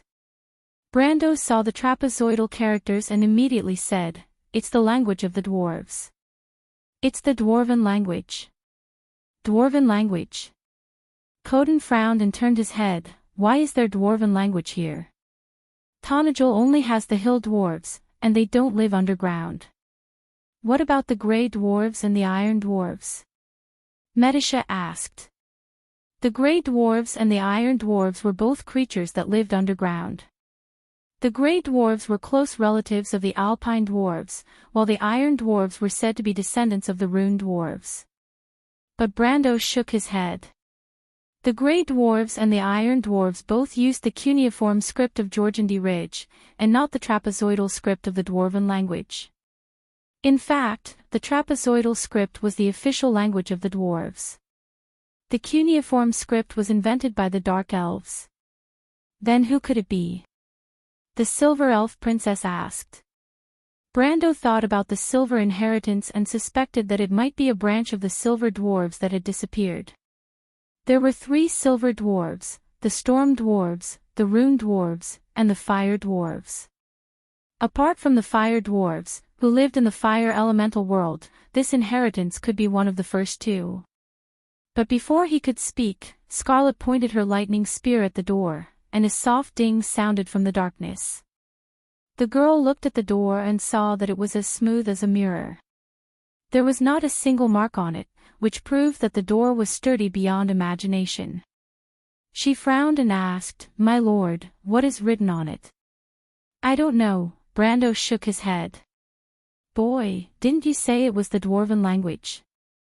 Coden raised his eyebrows in annoyance. "How can you not know?" "I only know what the Dwarven language looks like," Brando thought to himself. He was not in the amber space where the system could automatically translate. Here, he could only stare helplessly at these things. However, he walked over and placed his hand on the door. "However, I suspect that this is a barrier." "Barrier? Was it a spell? Is it an illusion?" The old man raised his silver-gray eyebrows. "There are other people underground." He looked at Brando suspiciously. "You're not the only one here." Brando shook his head. "This enchantment is not a spell. Wizard's magic is just using the laws of the world. However, in ancient times, enchantments were set up by the gods. These barriers themselves represent a kind of law." Coden did not understand, but Medicia's eyes widened. "Ancient heritage. My lord, are you saying that there's a sacred place behind this?" "It's not a holy land. I'm afraid it's a sanctum." Brando sized up the door. The entrance to a holy land could not be so small. It was like a valley in the land of the fairies, and it was large enough to accommodate 2 huge statues. However, if this was a sanctum used to store the Silver Legacy, then it made sense.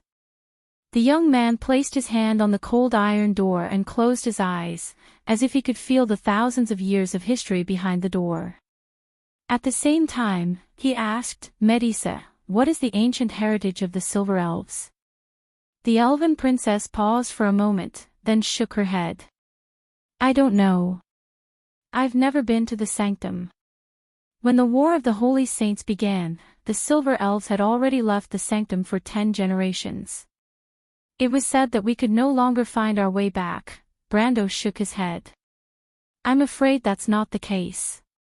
The Silver Elves should have returned to the sanctum by now." "What is the name of your sanctum?" "Sanctum Silver Valley." Brendel nodded, but Scarlet asked in confusion, "My lord, this isn't the time to talk about this, is it? Shouldn't we find a way to open this door first?" "I'm trying," Brando replied. "Ha! For an ancient barrier, the door is a symbol of an entrance," Brando replied. "The meaning of an entrance is to enter. If you just want to go to the other side of the tunnel, you won't be able to open this door no matter what." "Enter? Enter where?" The red-haired girl was puzzled. "You'll know soon enough." Brando closed his eyes and thought "enter" in his heart. Then suddenly, everyone felt their vision go dark. But before the sound of panic could be heard, the light became bright again.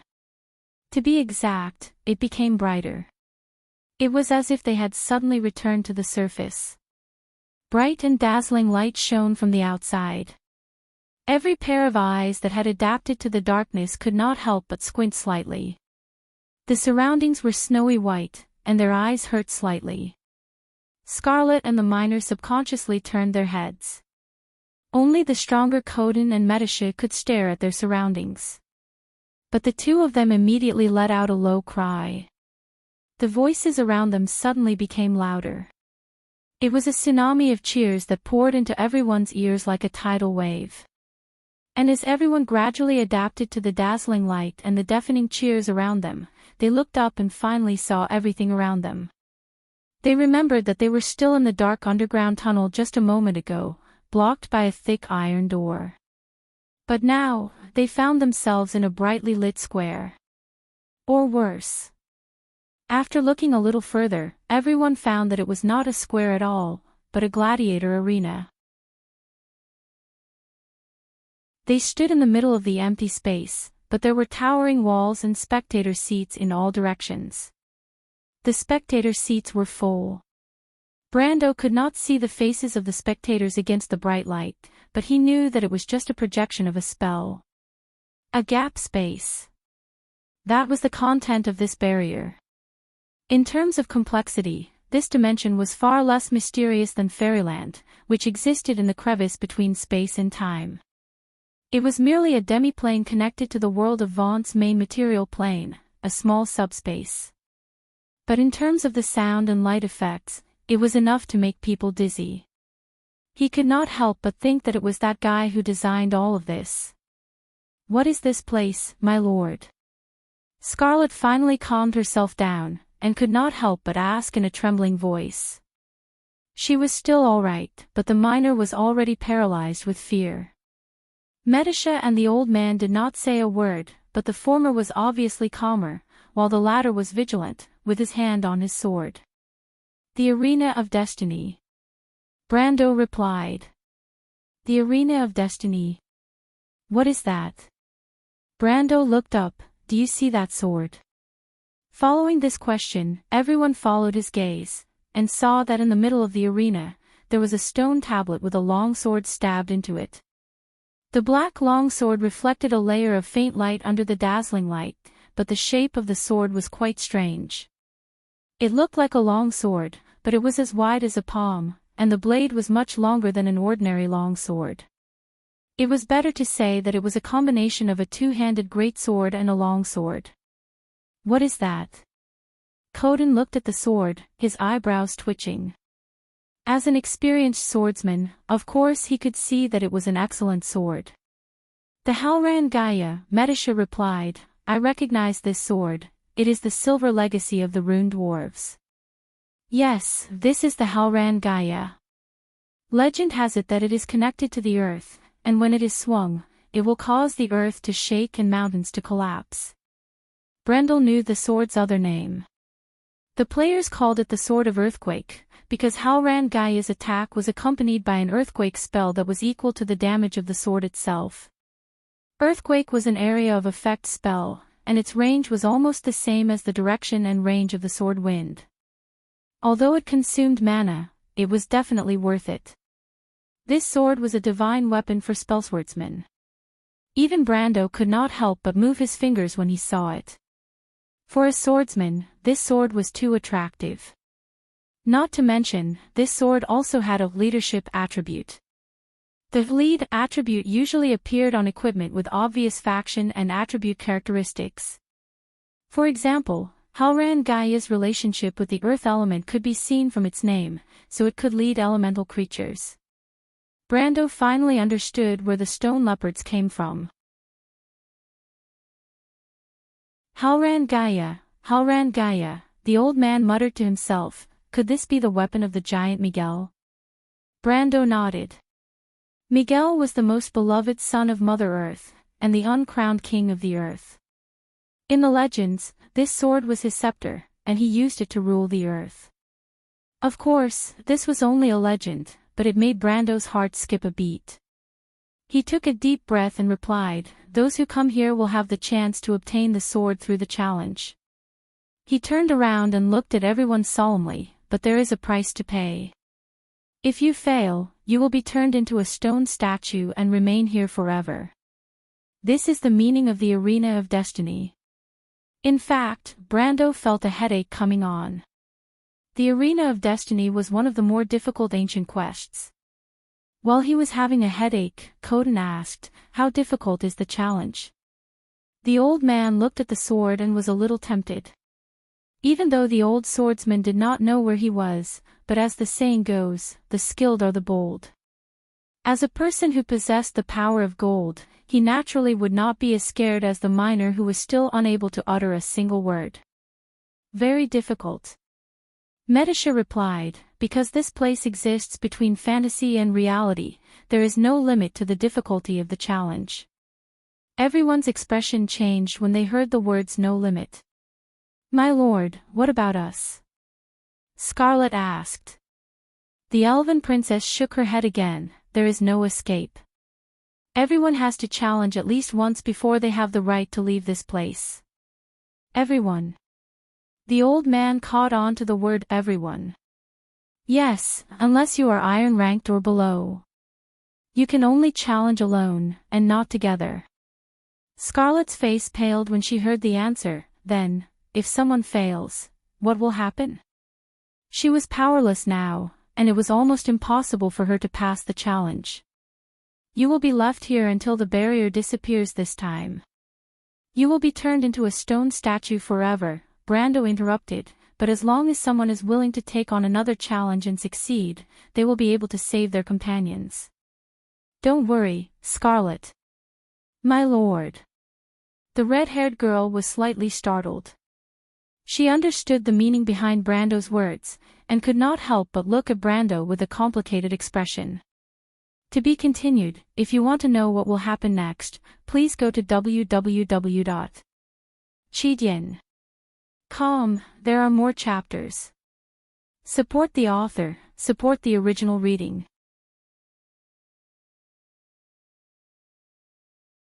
Chapter 301. But just as everyone was whispering to each other, a loud voice boomed from the arena, interrupting Scarlet's words. Mortals, welcome to the Hall of Heroes. The voice was cold and dignified, as if it was filled with an unstoppable power. You will challenge your own destiny here. Whether it is for survival, or to become the ruler of the land, then, lowly challengers, step forth. Let us witness the birth of destiny. His voice reverberated in the arena like rolling thunder, causing everyone's faces to turn pale. Scarlet and Medisha turned to look at Brando, but Brando was observing the arena. He was trying to figure out what kind of challenges he might encounter. Destiny's arena had all sorts of monsters, but most of them were related to the environment of the arena. For example, in an ordinary arena like this, it was most likely that he would encounter powerful monsters on land or in the air. He sighed in relief. Thankfully, it wasn't the arena of the gods. The arena of destiny was one of the scariest arenas in the arena of destiny. Although the challengers weren't real gods, the creatures from myths and legends were enough to make one's scalp tingle. One by one, don't rush. I'll arrange the order. Brando looked at Scarlet. Scarlet, you and the miner will go together. None of you are iron ranked or above, so you can be counted as a group. It'll be easier for me to save you. Medisha was taken aback by Brando's words. She couldn't help but look at the red-haired girl in confusion. Who is she? I'll explain later, Brando replied. Old mister, you're next. What? Coden raised an eyebrow. Are you worried that I won't be able to pass? Brando shrugged and looked at Medisha. Medisha, come with me. Can I? You're a summoned creature, so you should be able to give it a try.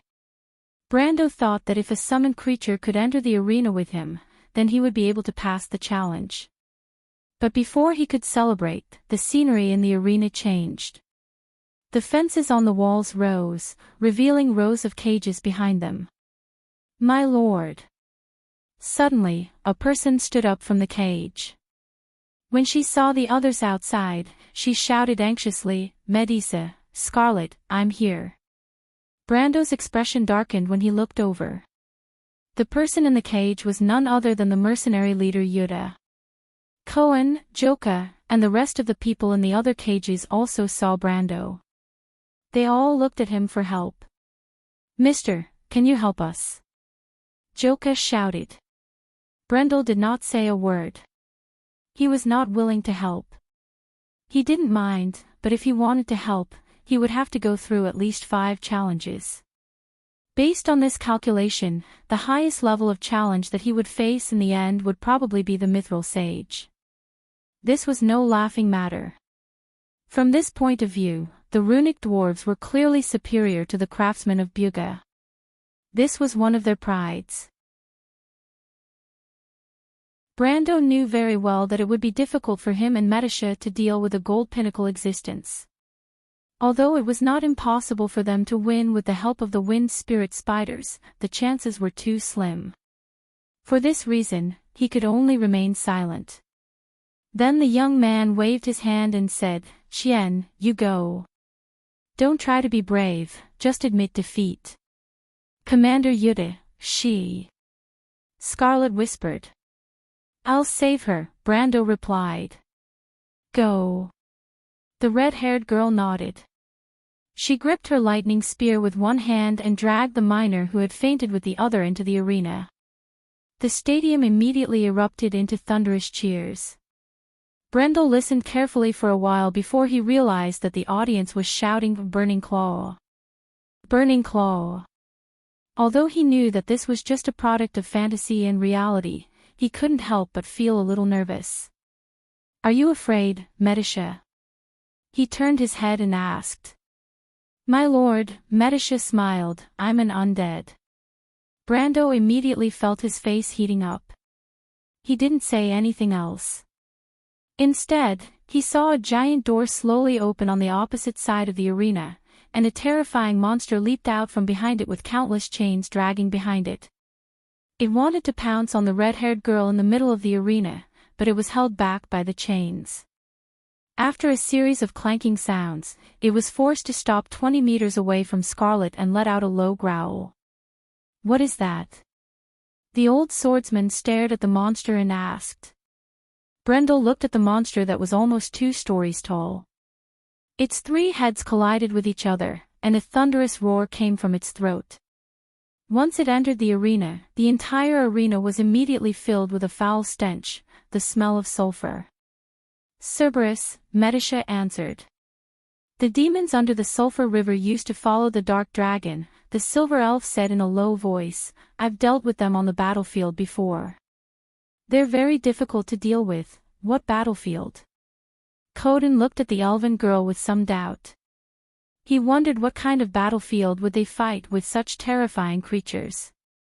But Medisha turned her head and smiled at the veteran who had participated in the November War, the Battle of the Holy Saints. The Battle of the Holy Saints. Coden was stunned. He instinctively thought that the little girl was joking with him.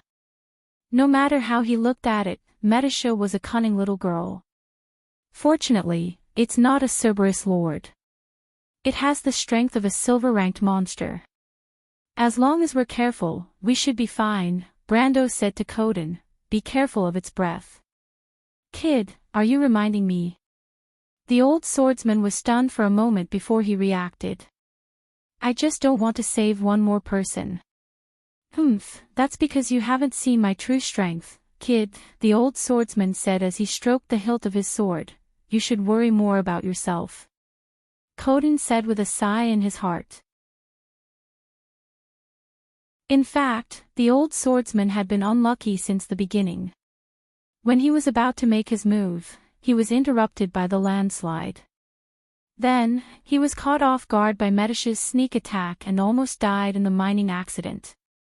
For an experienced gold-ranked swordsman like him, it was too embarrassing. Even though he was injured, dealing with a silver-ranked monster shouldn't be a problem for him. Moreover, in the same class, be it magical creatures, monsters, or low-level demons, none of them could compare to intelligent beings. That was because apart from absolute strength, they had far fewer skills. The old swordsman had already made up his mind to vent his anger on these small fries. He even turned to Brando and said, "Do you want me to help you save someone, kid?" "No need," Brando quickly shook his head, thinking that the old swordsman didn't know what was good for him. The difficulty level of the Arena of Destiny would increase with each round. This time, it was a 3-headed Cerberus. Next time, it might even be a mountain giant. Coden snorted softly, as if he was dissatisfied with Brando's disdain. "What's your name, kid?" he suddenly asked. Brando was staring at the arena. When he heard the question, he didn't even hesitate to answer, "Sue." "Brando." He suddenly realized something and stared at the old swordsman. "What's the matter, old man? Do you want to remember my name so that you can settle accounts with me in the future?" To his surprise, the old swordsman didn't glare at him. Instead, he repeated the name twice, "Brando, Brando." Then he suddenly smiled mysteriously and didn't say anything else. Coden's reaction was completely out of Brando's expectations. He put his hand on his sword to prevent the old swordsman from acting rashly. After all, it wasn't a joke to cause trouble in the Arena of Destiny.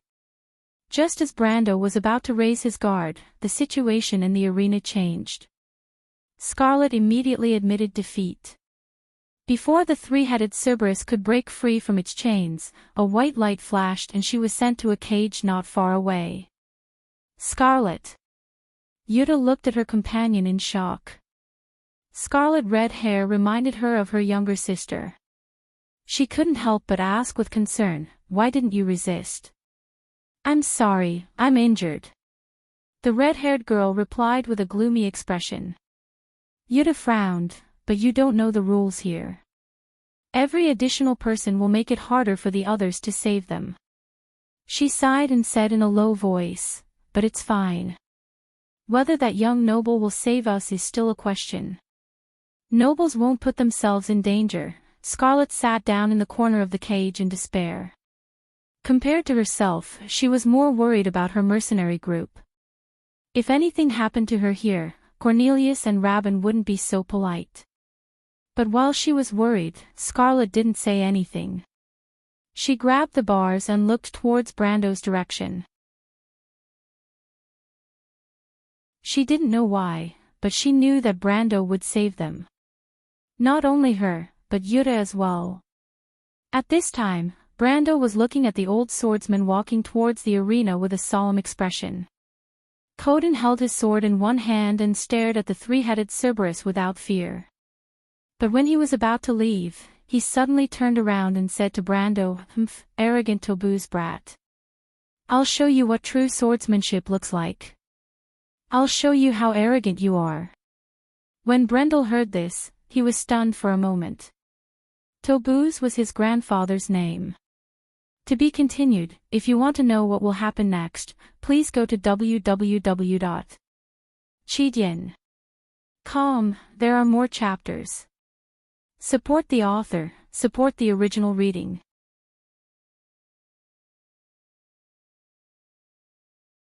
Chapter 302. Brando was stunned for a moment before he realized that Crone was a veteran of the November War. It was not surprising that he knew his grandfather. But Crone was born into a knight's family. The difference between him and his grandfather was like the difference between a nobleman and a commoner. How did they know each other? He decided to put this question aside for the time being. The battle had already begun, and the Cerberus seemed to be extremely displeased that its prey had disappeared from its sight. As soon as Crone stepped into the arena, the monster howled and struggled to break free from its chains. The chains that were as thick as a man's arm broke off one by one. "Damn it!" Crone thought to himself. He pulled out his sword and threw the scabbard away. The monster that came from the Sulphur River was already charging towards him, dragging the broken chains behind it. Crone raised his eyebrows and raised his eyelids slightly. His dark gray pupils reflected the demon that was charging towards him. He took a step back with his right foot, raised his sword with both hands, and roared, "You're too weak." Scram! A clear shockwave suddenly erupted from Coden's body in all directions, and the Cerberus in the air was swept away. The speed of the shockwave was comparable to that of a winged bullet. The shockwave was like a sharp knife as it shot forward for about 100 meters before it gradually weakened and disappeared. But before that, the Cerberus had already crashed into the wall on the other side of the arena. With a loud bang, countless bricks collapsed. Smoke and dust filled the air. Holy shit! Brando couldn't help but exclaim in his heart. This was a swordsman's blade burst. It was a type of swordsmanship. But to push the shockwave 100 meters away, how much did the core swordsmanship have to be? In the Amber Sword, all skills were divided into basic skills and skills.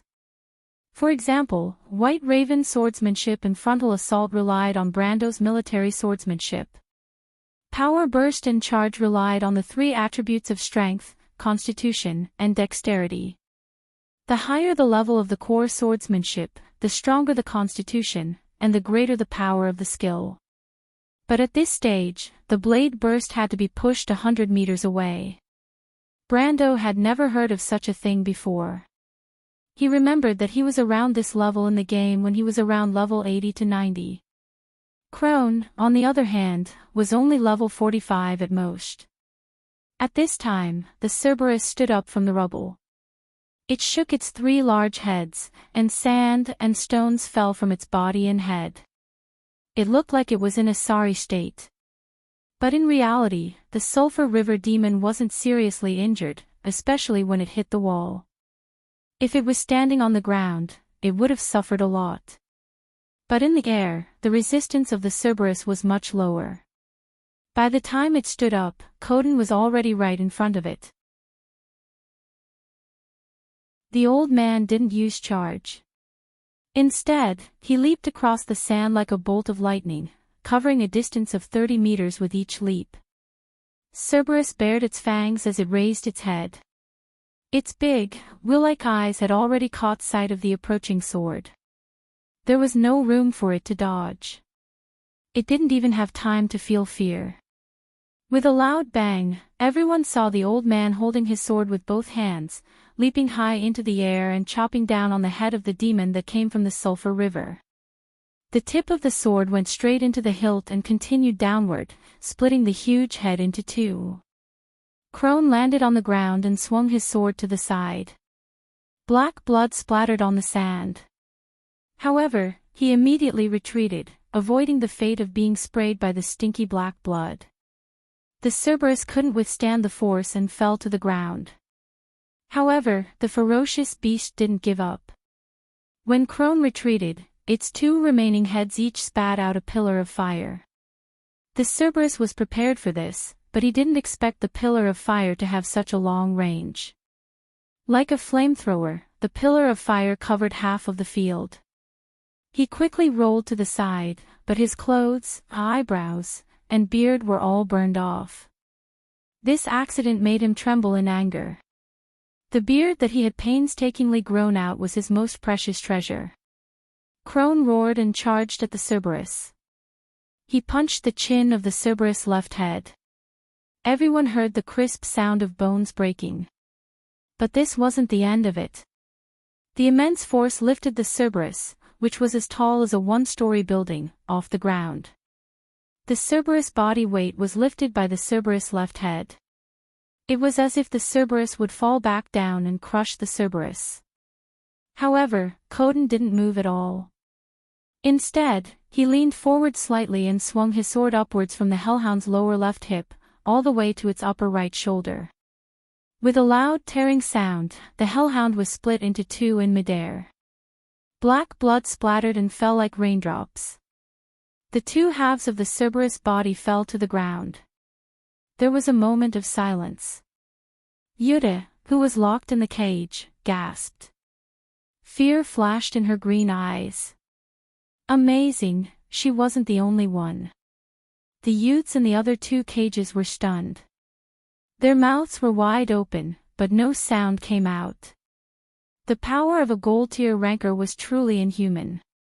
When it was fully unleashed, it had an overwhelming impact. He's injured, Scarlet said, grabbing the bars with both hands. Otherwise, he wouldn't have to go through so much trouble. Yuta nodded. She knew that it was difficult for her to understand, but Scarlet, who had experienced it firsthand, knew better than her. Meanwhile, Joka, who was in the other cage, was whispering to the skinny youth beside him. Cohen, do you think they'll save us? Joka asked. The skinny youth shook his head.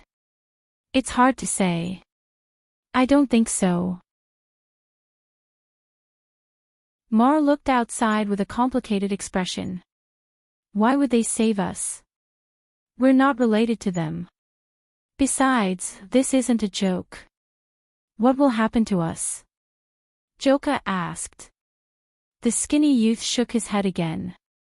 I don't know. We won't be locked up here forever, right? Some of the youths were already crying. Can't you think of a way, Cohen? Joka was getting anxious. He didn't want to be locked up here forever. I'll try. Cohen looked outside and answered. Who's going to help you? Joka asked. The captain of the guards, of course. I heard that no one in Tonajul is a match for him. someone said. Everyone looked at Cohen, but the skinny youth didn't answer. He looked at the arena. Brendel was not surprised by Coden's victory. He was more surprised by the old man's injuries. Why would a gold-ranked swordsman need to go through so much trouble to deal with a Cerberus? He turned his head slightly. How badly did you hurt him? The strike of 1,000 armies. Medisha answered softly. The youth wiped the sweat off his forehead. What kind of monster was Coden? How could he survive a strike of 1,000 armies? But Medisha quickly added, I didn't hit him. He dodged it, but he was hit by the wind and hit a rock. I followed up with another attack and he surrendered. He didn't have a strong will to resist. Brando suddenly remembered that Coden had shouted for him to stop. He realized that Coden must have recognized him from the start. He rubbed his forehead. How did Coden recognize him? His swordsmanship wasn't the same as his grandfather's. After the November War, Erwin's swordsmanship was reformed, but it was simplified by the players. But he didn't have time to think too much about it. The battle in the arena began again, and the old man challenged him again. The three-headed Cerberus corpse disappeared in a flash of white light. A fence rose from the southwest, and a fully armored dwarf walked out from behind it. When the sound of heavy footsteps could be heard, the silver elf princess suddenly said, My lord, I know this person. Brendel looked at the dwarf who was covered in heavy plate armor and had a four-horned helmet on his head. He carried a warhammer that was almost half his size on his shoulder. The symbol of a burning fist was painted on the warhammer and said, That's right. That's right. That's right. I know him too. Lord Evalian. He's a very famous lord among the Grey Dwarves. He was once a slave of the Rune Dwarves. But this is only an illusion, not the real person. He added, he's about as strong as a gold-ranked dwarf. Coden is in trouble now. Medisha didn't answer. Instead, she looked at her master curiously. She knew that Brando was a planeswalker, but a planeswalker wasn't a prophet. There was no doubt that Brando knew a lot of things that he shouldn't have. The history of the Rune Dwarves had long since turned to dust. Not to mention the humans, even among the Bugle Wizards, only those old men with white beards and glasses who buried their heads in books all year round could understand some of the secrets between the Silver Elves and the Rune Dwarves. But just as Brando said, Coden was in trouble. Evalian wasn't as agile as him, but the old man couldn't pose any threat to the dwarf. Evalian's warhammer was called Raging Flame, and when it was swung, everything within a radius of 20 meters would be covered in a firestorm. Coden tried to attack a few times, but in the end, his beard and eyebrows were burned into a mess. The battle was in full swing, and everyone, especially the youths in the cage, had their hearts in their throats. In their eyes, this old man was their hope, but now this hope was in a bitter battle, and this made their confidence waver for a moment. This was only the second battle. In the end, Coden was forced into a corner by Evalian. Both sides had similar battle experience. Evalian's illusion represented his heyday in the gladiator arena, while Coden was a veteran who had survived the November War. However, the Grey Dwarf Lord was obviously more energetic, and his excellent magic armor gave him a huge advantage. The dwarf let out a roar and finally used his most powerful attack. His war hammer was ignited in flames, and he swung it towards Coden like a meteor. If you want to know what will happen next, please go to www.chidien.com. There are more chapters. Support the author, support the original reading. Translator, Endless Fantasy Translation Editor, Endless Fantasy Translation.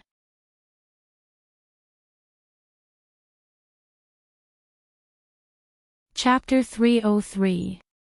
Ah! The girl beside Cohen let out a low cry. On the other side, Scarlet's eyes flashed with confusion. The old swordsman did not retreat. Instead, he raised his sword and clashed with Varian's hammer for the first time. Ding! An ear-piercing sound pierced through the entire arena. Everyone could not help but close their eyes and cover their ears subconsciously. But the next moment, the youths in the cages were shocked to see Coden sweep Varian's hammer away. Everyone had only one thought in their minds: this is impossible. Brando's heart skipped a beat. He knew that Coden had been hiding his strength all this while, waiting for this final blow. But what really surprised him was that when the old man attacked, only he and Medicis saw a flash of blue light on the old man's right index finger. Wind bullet. Brando looked at the ring on his right index finger. Although the ring of the Wind Empress could be found all over Wound, this was too much of a coincidence. He was distracted for a moment and missed the moment when Coden took off Varian's helmet and stabbed him in the throat. When he came back to his senses, the dwarf lord's corpse had turned into white light and disappeared. However, the old man did not have it easy either. His hasty attack had caused him to suffer a punch to his chest. Varian's gauntlets were full of metal spikes. Not only did the punch penetrate and injure his lungs, it also caused his chest to become a bloody mess. But the worst part was the exhaustion of his physical strength. After the victory, the old swordsman could not hold on anymore. He supported himself with his sword and panted for a while before he recovered. Then, Coden pointed outside the arena, and one of the cages with the youths in it opened. "Come out, Joka." "Why are you here?" the old swordsman asked, panting. "Captain Coden." The youths were stunned. They did not know what to do. They did not understand why Coden would save them first. What they did not know was that this guard captain was not with Brando in the first place. The old swordsman coughed. His injuries were very serious. If it had been anyone else, they would have died. However, he wiped the corner of his mouth with the back of his hand. It was full of blood, but he didn't care. "All right, go to the side and stay there." He waved his hand at the youths. "What does this have to do with you?" "I'll ask you later." Joka and Mar were speechless. Although Coden had saved them, they had been captured in 2 batches. Cohen and his companions were still trapped in the cage, but it seemed that Coden had only saved them to find out what had happened. Furthermore, it seemed that the old guard captain did not intend to challenge them again. In fact, everyone knew that the old man did not have the ability to continue fighting. Even though Mar and Cohen often mocked each other, these youths had deep feelings for each other. It was hard for them to accept giving up on their companions. So what if it was hard to accept? They were powerless and could only stand there at a loss. "You guys go first, Joka." The skinny youth didn't seem to be panicking as he spoke to his companions. "Cohen. Take as much as you can. As for the rest, I'll think of a way myself." "What is it?" Joka asked. "I don't know." Cohen answered honestly. Coden did not care about what the youths were saying. He only knew Joka and Mar because he was familiar with them. However, in his eyes, they were nothing more than a bunch of hoodlums from Shaflun town. They weren't worthy of his attention. "Mortal, do you want to continue the challenge?" A loud and majestic voice boomed across the arena. "No." The old man refused the next challenge and limped to the side of the arena. At the same time, he shouted at Brendel, "How is it, Tobu's boy?" Brando looked at him and shrugged. The old man walked over and threw his sword to Brando. "Take this. I'll lend you this. It's your turn now. Let me see if that stubborn old man's descendant has improved." He then looked at Brando from head to toe. "You're his son." He shook his head. "You don't look like it. Grandson. But you look like you're in your early 20s, and you're already a gold ranker. You're not any weaker than that bastard. The son of a general doesn't have a dog." Coden shook his head as if he was lamenting the fact that he didn't have a descendant. Brendel's hand almost dropped the sword he had just caught. What did he mean by, "You're already a gold-ranked swordsman, and from this point alone, you're not inferior to your grandfather"? He never knew that his grandfather was a gold-ranked swordsman. No, wait a minute. According to Coden's words, he was far from being a gold ranker. He knew that he was able to become a gold ranker in half a year because of his cheat code. But if his grandfather also became a gold ranker in his 20s, he would at least be a seer. Brando slapped his forehead. He couldn't accept this information. In his memories of this world, his grandfather's family moved to Brags from other places. As for where they came from, he didn't know, and Brando never asked. He only knew that his grandfather used the money he brought to buy a piece of land in Brags, and then built a mill in the outskirts of Brags. Although he didn't come from a rich family, he didn't live a poor life. Otherwise, a young man like Brando would have either worked in the fields or become an apprentice. It was impossible for him to live alone in Butchie.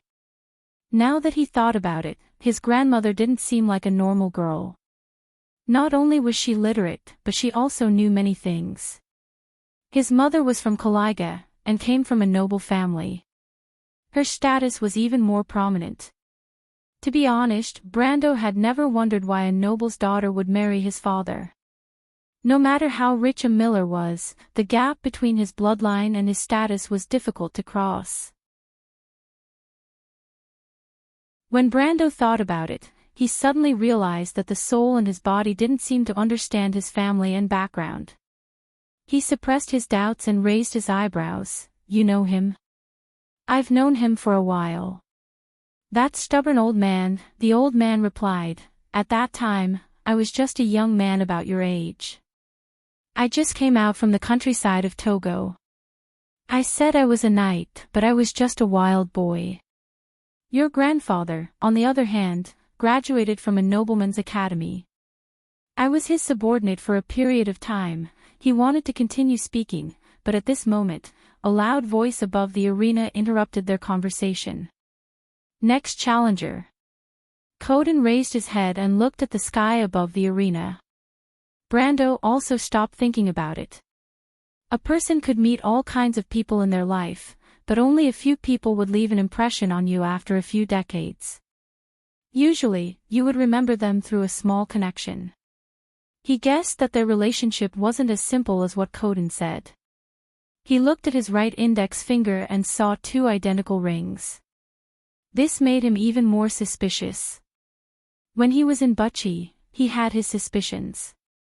No matter how ordinary the ring of the Wind Empress was, it wouldn't fall into the hands of an ordinary miller. When Braggs asked the cripple about it, the latter's strange attitude made him suspicious as well. His suspicions were put aside for a while, but today, with the old man's reminder, it resurfaced. He looked at Coden and thought that as long as the old man was still in his hands, he would have plenty of opportunities to find out more. It seemed that he, or rather, Brando's grandfather, wasn't a simple person. Then, Brando and Medisha looked at each other and said in his mind, "Let's go." The Silver Elf Princess replied in her mind, "Yes, my lord." The two of them walked to the arena side by side. As they walked, the entire arena fell silent. 2 people.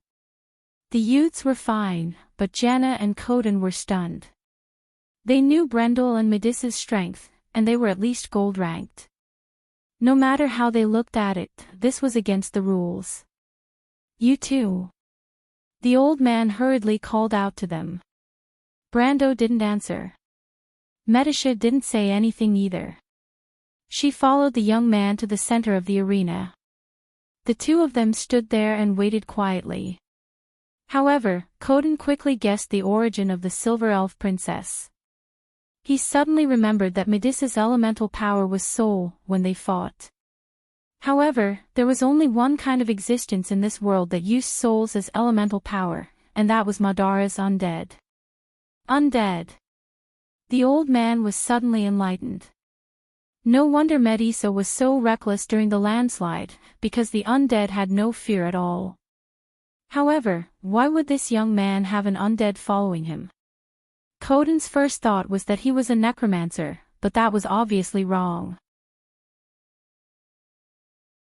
First of all, a gold-ranked necromancer couldn't summon an undead of the same level. Secondly, Brando's eyes didn't have the purple or green light that represented soulfire. Coden suddenly gasped. A heroic spirit. He immediately guessed that Brando was a trainee Knight of the Flame. The Flame Knight was the strongest fighting force in the Holy Cathedral of Fire. It was a level 11 organization. Every Flame Knight was accompanied by the soul of an ancient hero from the War of the Holy Saints. These heroes were all knights who had once followed the Flame King Gretel. According to the Pale poem, the Flame King Gretel had 232 knights. Because of this, the Flame King Gretel never had more than 200 knights. However, he immediately shook his head. There were no silver elves among the knights that followed the Flame King. While the old man was puzzled, the youths at the side of the arena were whispering to each other. "It's over," Joka sighed when he saw Brando and Medisha enter the arena. "Can you stop being so discouraging?" "What do you mean it's over? The fight hasn't even started yet." Mar frowned when he heard his companion's words. He wasn't sure if Brendel would save Cohen or not. "Did you forget?"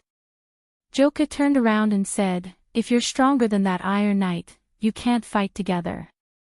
"What does that mean?" Mar was stunned. This meant that Brando wasn't strong at all. They couldn't help but look at Cohen in the cage. The skinny youth's face was expressionless, but the girl beside him was gloomy. "Damn it, I didn't expect this guy to be an embroidered pillow," Mar said angrily. "He looks good, but he's useless." "I thought he was strong." "Didn't you always say he wasn't strong, Mar?" one of the youths whispered. However, this sentence naturally received a fierce glare from the tall youth. If you want to know what will happen next, please go to www.chidien.com. There are more chapters. Support the author, support the original reading. Translator, Endless Fantasy Translation Editor, Endless Fantasy Translation.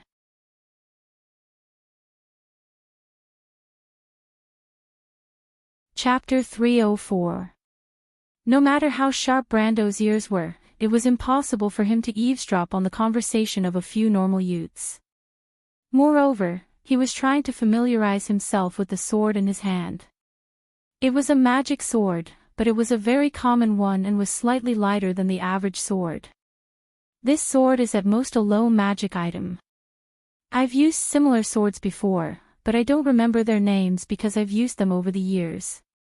The young man casually swung the sword, and the wind swept out left 2 shallow marks on the sand. Coden's eyes lit up when he saw this. It really is the White Raven swordsmanship. Coden had recovered from his shock, but he immediately raised his eyebrows. The White Raven swordsmanship is one of the most secretive swordsmanship in Erwin's palace. How did this kid learn it? He thought to himself. However, the youths also saw the same thing and began to argue. What is he doing?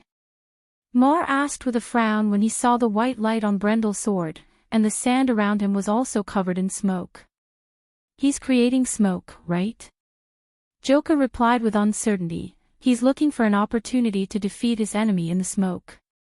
Don't you know that, Mar? He can't see anyone in the smoke, can't he? Joka was stunned for a moment before he rolled his eyes. Then there must be some sort of special technique. Why else would someone create trouble for themselves? It's easy to figure it out, however, Cohen interrupted them. He looked for a long time and finally confirmed it. He is familiarizing himself with the sword. Familiarizing himself with the sword. That sword was given to him by Captain Coden, someone said. But was it really okay to change swords before the battle? Even though the youths had not seen much of the world, they knew that it would affect the outcome. They could not help but look at the battlefield. Brando had stopped what he was doing and seemed to be ready. Medisha stood behind the youth with a silver shuttle in her hand. Because they were deep underground, her unicorn did not follow her. However, even on the ground, the Silver Elf's ancient battle techniques were not inferior. Coden had experienced it before, so he didn't dare to underestimate this little girl. The gate to the north of the arena opened once again. Behind it was the same three-headed hellhound that had died once before. This giant beast's claws were on the ground, and its 3 heads were letting out low growls. Its 3 pairs of blood-red eyes were looking around, as if it was looking for its previous enemy. Its appearance caused a wave of low sighs, as if no one had expected this thing to come back from the dead.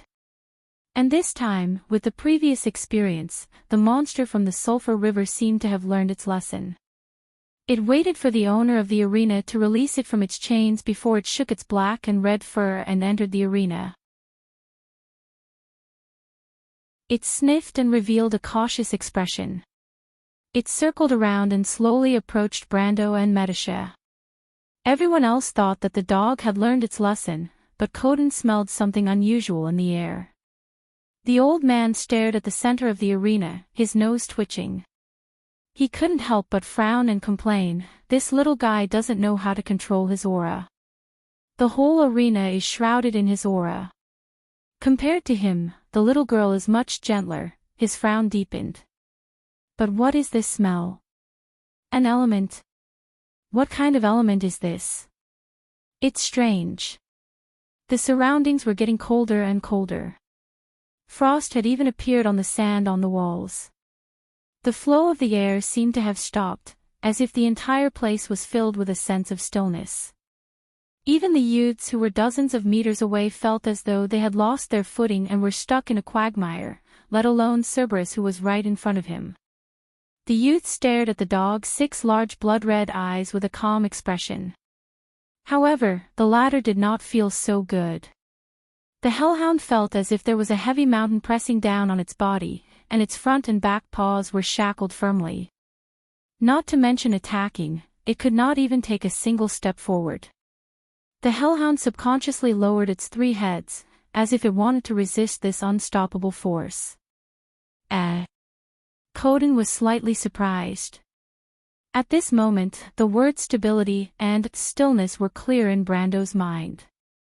He felt as if he could touch the rules.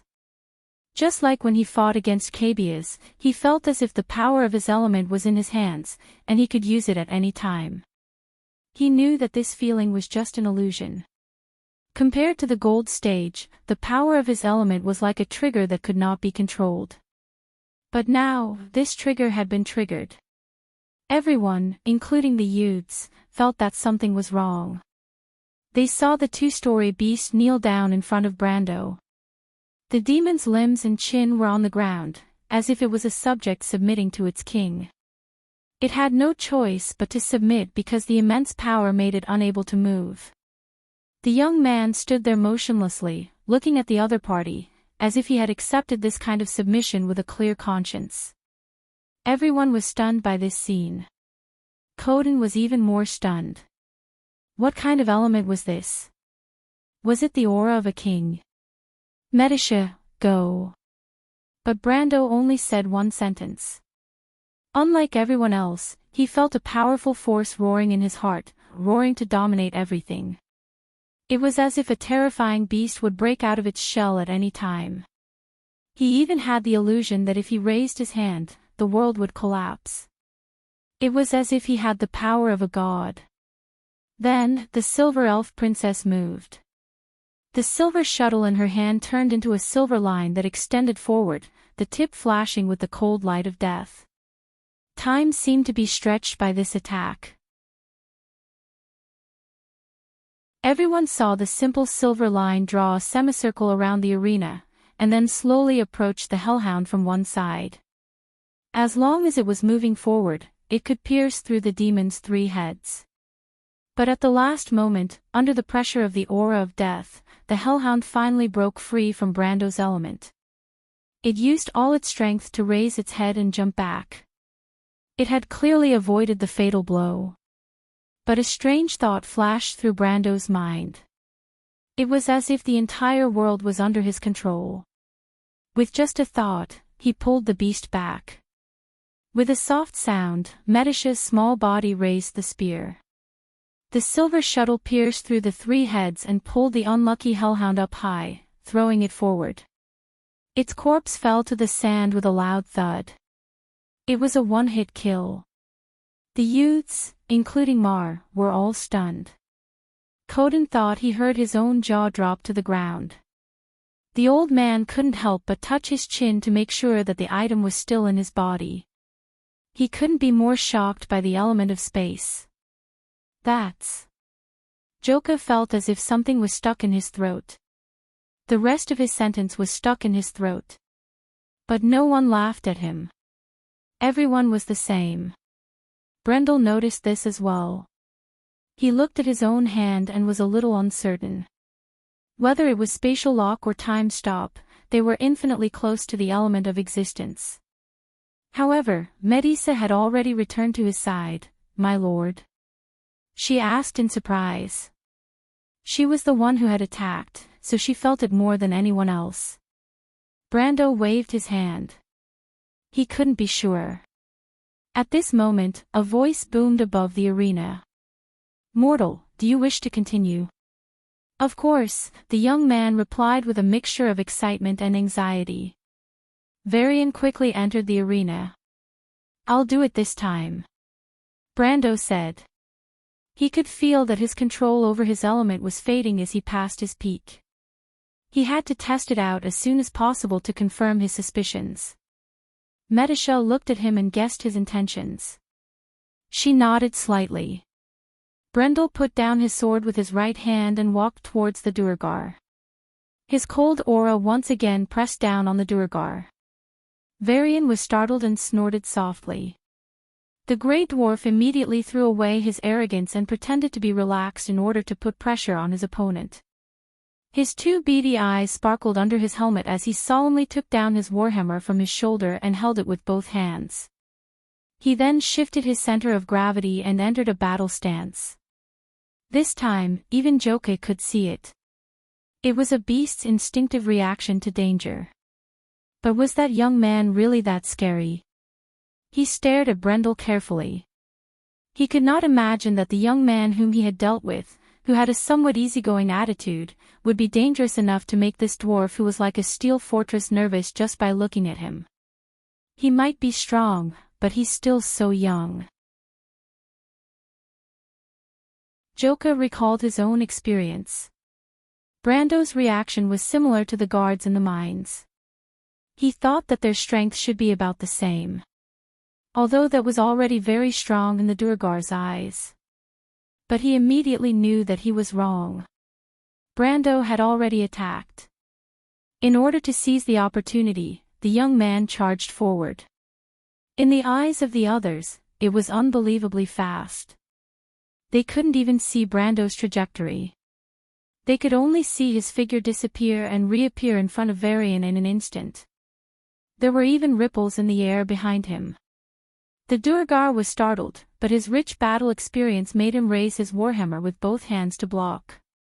But his movements froze at this moment. Brendel's sword passed through his defenses like an illusion, passing through the gap between his helmet and breastplate, and piercing through his throat. The Duergar widened his eyes and only had time to let out a soft crack. Brando stopped in front of the Duergar like a ghost. He pressed one hand on the Duergar's warhammer and pulled back his sword with the other. The Duergar fell to the ground with a loud bang. Black blood slowly spread out from the Duergar's body. P.S. Thank you for your support. Did you like the latest chapters? To be continued. If you want to know what will happen next, please go to www.chidian.com. There are more chapters. Support the author, support the original reading.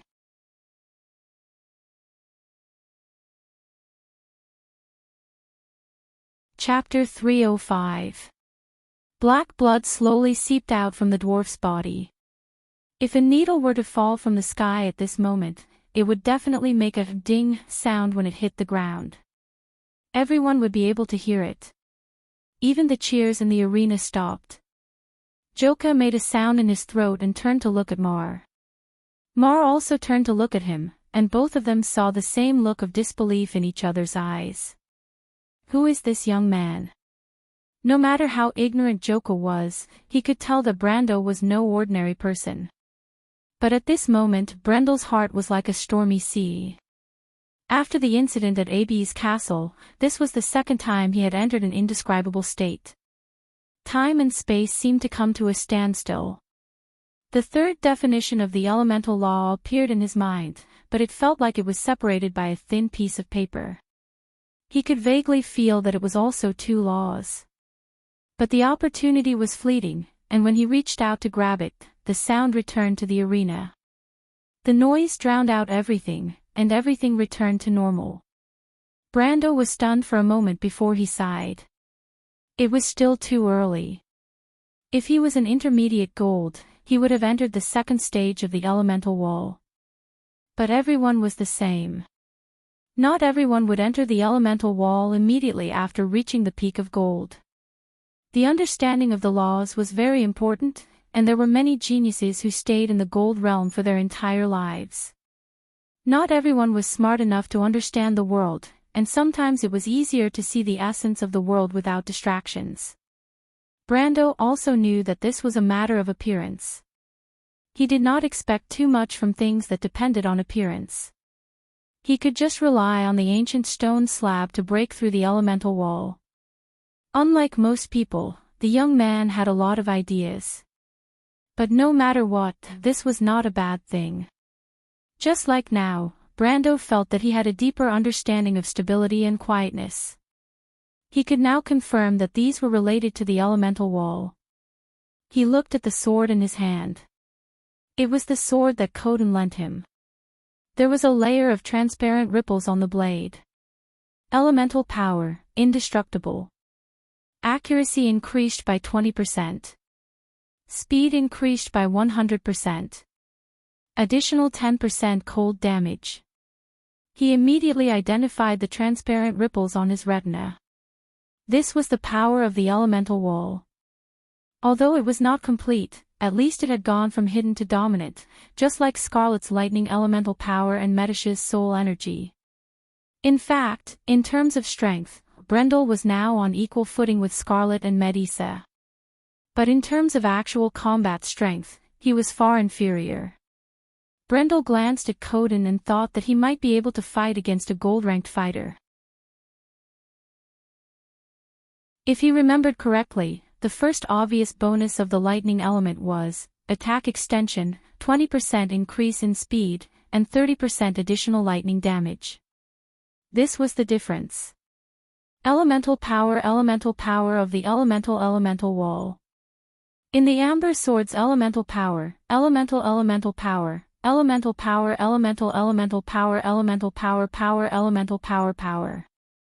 In the later stages of the game, only the guild leaders of the major guilds or the famous RMB warriors in the entire server managed to level up through the Cocoon Transformation quest.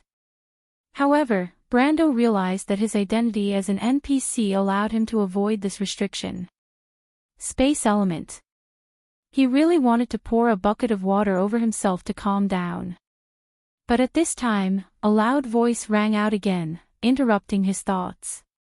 "Mortal, do you wish to accept the next challenge?" Because of this voice, everyone focused their attention on Brando in the middle of the sand. Previously, they couldn't believe it, but now they suddenly realized that this young man had the ability to save them. In fact, it had far exceeded their expectations. Mars still could not believe that Brendel was stronger than the old guard captain, and he did not look like he was just a little bit stronger than him. Under their watchful eyes, Brando snapped his fingers to open the cage that held Yuta. Then, he nodded. Thus, the challenge entered the next stage. "My lord." Medisha leaned over and looked at the young lord with her pale silver eyes. As someone who was born in the era of the War of the Holy Saints, the little princess didn't think that the Gold Realm was anything to be surprised about.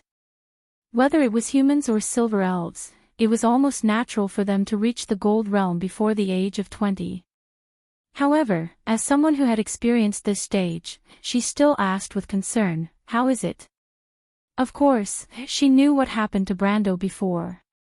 Brando didn't say anything, but raised his sword and showed it to the silver fairy princess. Ah! This time, Medisha was shocked.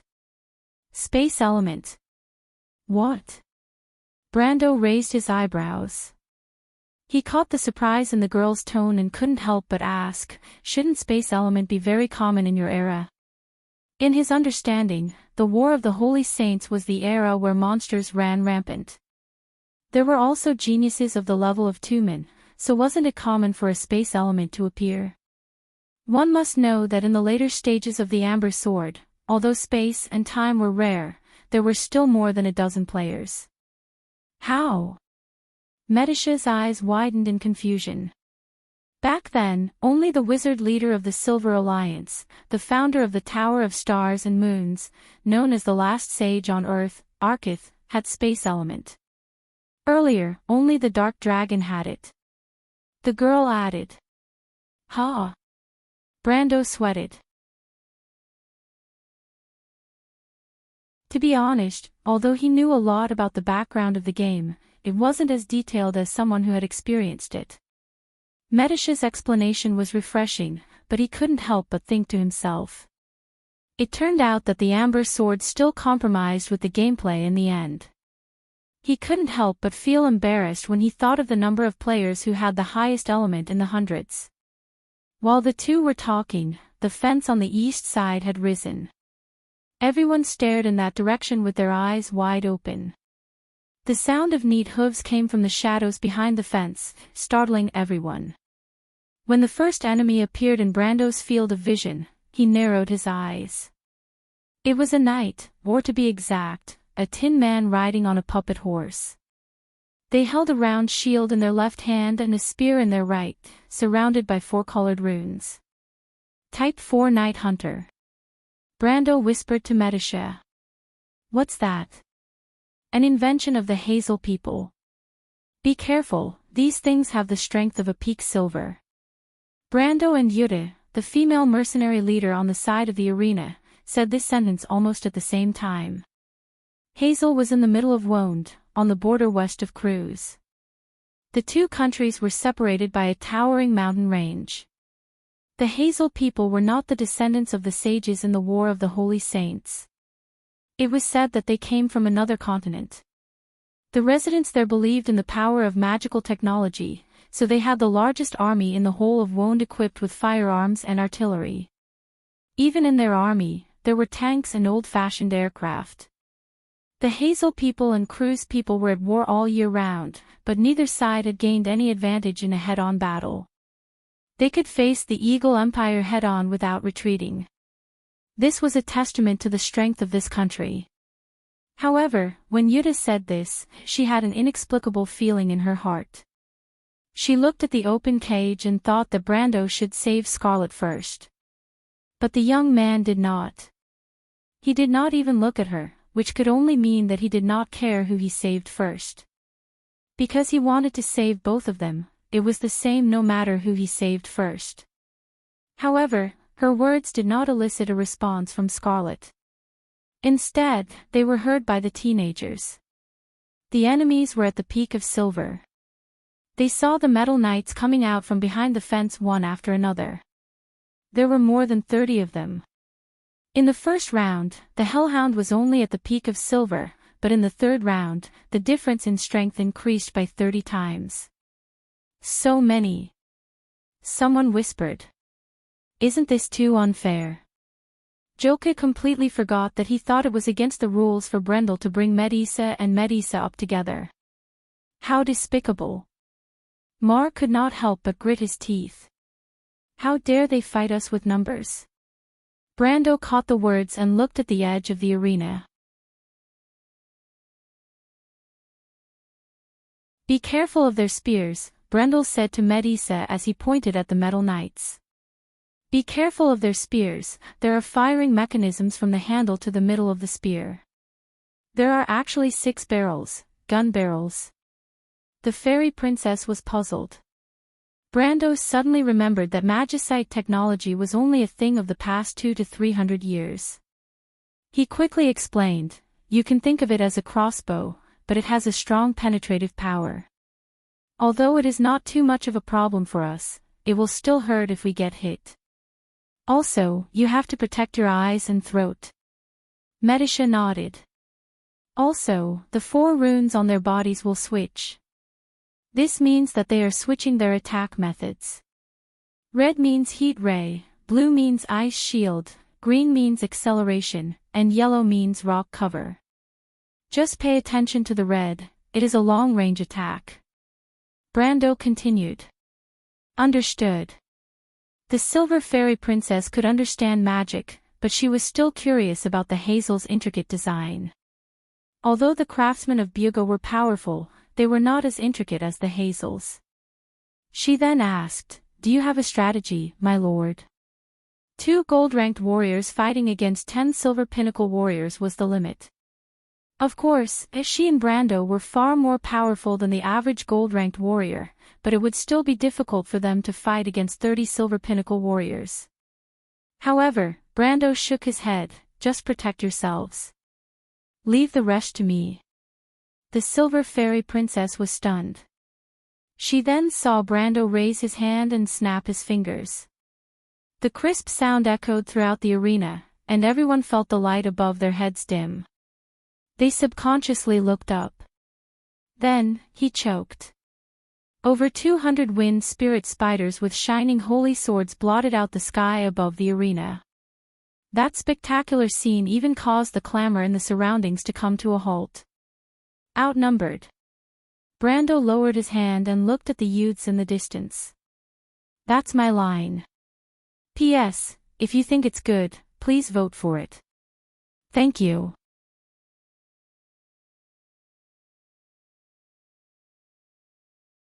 Chapter 306.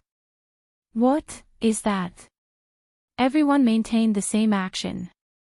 They raised their heads, opened their mouths, and did not blink, afraid that they would miss a single detail. In the sky, countless holy swords were arranged at equal intervals, shining with golden light. They formed a huge diamond shape, as if the stars were inverted.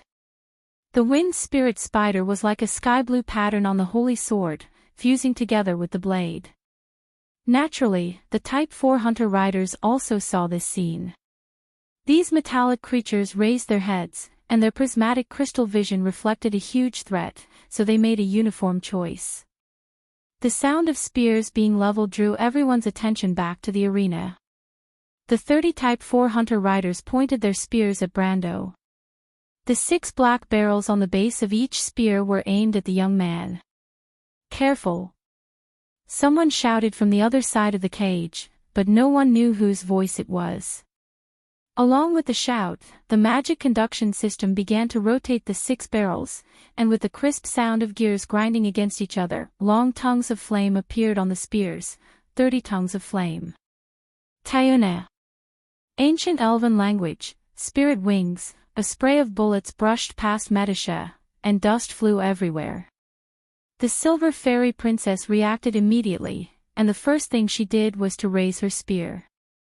Spiritual power was born from her back, and with her movement, it spread out to both sides, forming a huge pair of wings made of light. The girl stood in front of Brando, and all the bullets were blocked by the hexagonal crystal lattice. For a moment, half of the arena was filled with flashing sparks, and the clanging sound was deafening. Everyone could not help but cover their ears when they saw this scene. The Type 4 hunter riders then turned their target to Medisha, who was the center of the spirit wings, but Brando had already raised his hand and pointed downwards. He stood on the other side of the arena, and pointed at the metallic knight, as if he was a commander giving orders. A buzzing sound came from the sky, and the holy sword began to glow, and then became white-hot. After the white-hot light lit up, it quickly gathered into a dazzling light at the tip of the sword, and in the next moment, thousands of arrows were fired. It was an unforgettable scene for everyone present. Koden, Joka, Koen, and Mar were all thinking about what was going to happen next. But even after exhausting their imaginations, they were still shocked by the spectacle of the next moment. Countless rays of light pierced into the ground in an instant. The air between the scorching light pillars seemed to have evaporated, giving people the illusion that the entire arena would be vaporized into ashes in the next moment. At that moment, Coden suddenly remembered a phrase that the crew's ancestors used to describe war in their pale poem: "We saw the clouds parting and the sky turning crimson red." Steel seemed to be burning as it fell from the sky. Golden rain pillars fell diagonally onto the ground, and all living things fell into a sea of fire. It was so fitting. Coden had experienced the November War and witnessed the destructive power of the wizards. They could even destroy an entire army with a wave of their hand. However, that was already in the past. Coden thought that he would never return to that nightmarish battlefield again. But now, this familiar scene brought out the nightmare that had been buried in the deepest part of his heart, a nightmare that he would only occasionally see in his dreams. Coden did not realize that his pupils were dilating, his eyeballs were trembling, and his breathing had quickened. He instinctively reached for his sword, but he grabbed nothing but air. Coden broke out in a cold sweat, and then he remembered where he was. He was still in shock. He looked at the flames burning between the sky and the ground, and he was shocked by the power of the wizards. However, the metal creatures in the battlefield were more sensitive than him. The Type 4 hunters' reactions were simple. They stopped attacking at the same time and turned the yellow runes in front of them. As they did so, the rocks under the horses' feet rumbled and rose from the ground to form a rock barrier. The golden beam of light then fell from the sky and hit the rock wall. The rain of light splashed like molten steel on the outermost layer of the magically reinforced rock wall. The rock layer below was burned red, but it did not fall apart. The youths who were watching this scene from afar opened their mouths wide. A battle of this level had already exceeded the limits of their imagination. Whether it was the destructive rain of light that fell from the sky or the rock defense that could block such an attack, it was enough to deeply shock them. Joka did not move. Mar subconsciously retreated until he hit the bars on the other side of the cage.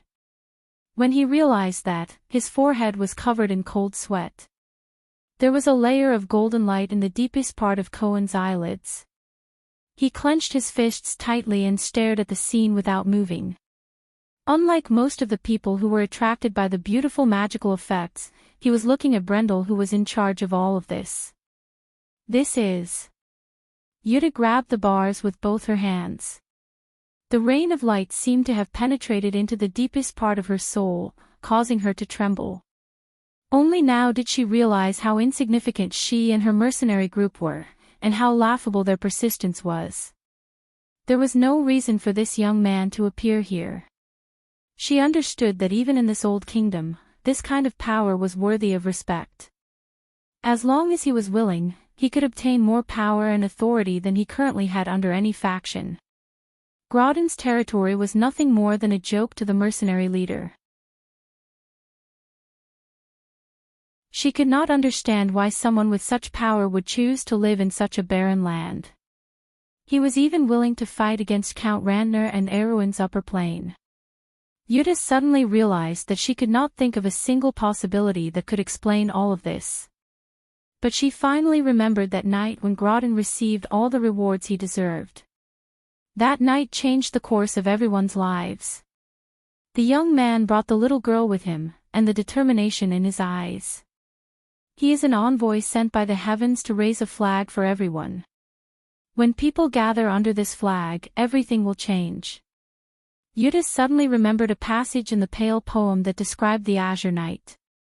She felt that this passage was very apparent. A few hundred years ago, this passage was also used to describe the late King Eric. The defensive spells of the Type 4 hunters only managed to buy them a brief moment of respite. As the second and third beams of light converged on a single point, the magical defenses quickly fell apart. The sturdy rock layer was vaporized by the high temperature, and the metal with a higher melting point was melted into molten steel that seeped out from within. The scene resembled the egg white that flowed out of a broken eggshell, but this egg white was a dazzling golden red and had a temperature of hundreds or even thousands of degrees. When the red-hot metal flowed onto the sand immediately crystallized and formed a smooth layer. In less than a minute, the beams of light disappeared one after another. When the last beam of light disappeared, the arena was dead silent. Smoke curled up from most of the crystallized sand. The destroyed, charred rock fortresses stood lifelessly on one side of the arena. There were no survivors. The Type 4 hunters had all melted into a pile of metal debris in their own graves. Even Metisha, who was on the battlefield, was shocked. The elven princess looked up at the rows of holy swords in the sky, and then looked at Brando. "Did we pass just like that, my lord?" She could not help but ask softly. "What else do you want?" Brando shrugged in annoyance. Judging from her tone, it seems like she still thinks it's not enough. If it wasn't for the fact that he was a planeswalker, these 30 over Type 4 hunter riders would have given him a hard time. But he put down his hand, feeling that it was too good to be in control like this. The only pity was that the attack power of the holy swords was still a little too low. The 3 beams of light combined almost couldn't penetrate the silver pinnacle defense. The arena was silent. It seemed that Brando's actions had made the builder of the sanctum feel embarrassed. The sudden silence made the young man secretly alert. He knew that the arena of destiny was not without the possibility of tailor-made difficulty.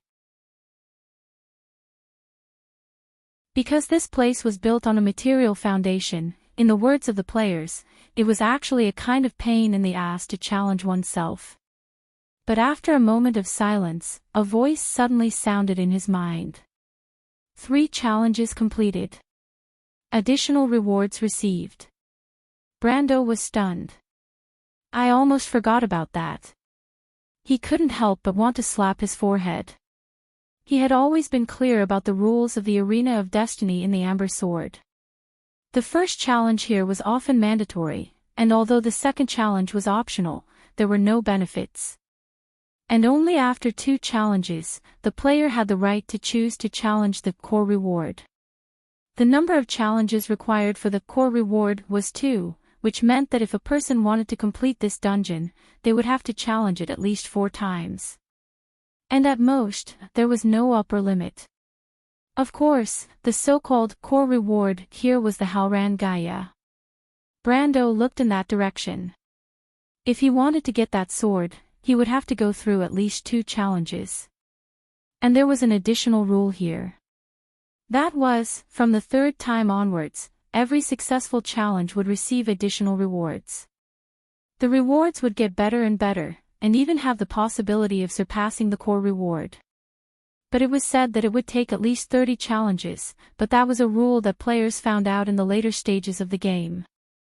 Now, Brando didn't even dare to think about it. Do you want to receive the reward? Brando looked at the row of fluorescent words that appeared on his retina, and answered in his mind, of course.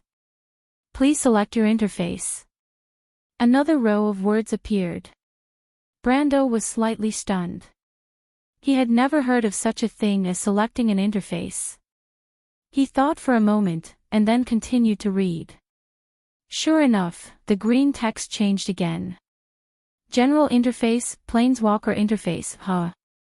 Brando was dumbfounded. He had never heard of a game where there would be additional choices for quest rewards due to a change in class. Although there were different rewards for some quests, there was one point, and that was that they were originally there. They were not extra rewards after you advanced into a certain class. He looked at the 2 options and hesitated for a moment. But in the end, he decided to give it a try. Planeswalker interface. The scene changed again. Last night, I forgot to turn off the air conditioner when I went to sleep, and you all know the result. I'll be leaving today's update. If you want to know what happened next, please go to www.chidien.com to read more chapters. Support the author, support the original reading.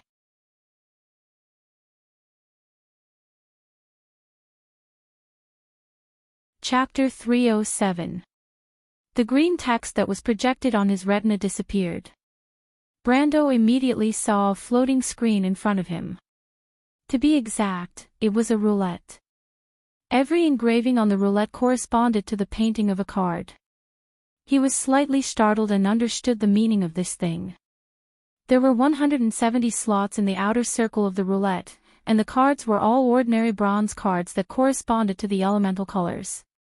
There were 40 slots in the inner circle, and there was a layer of silver light on the surface of the cards.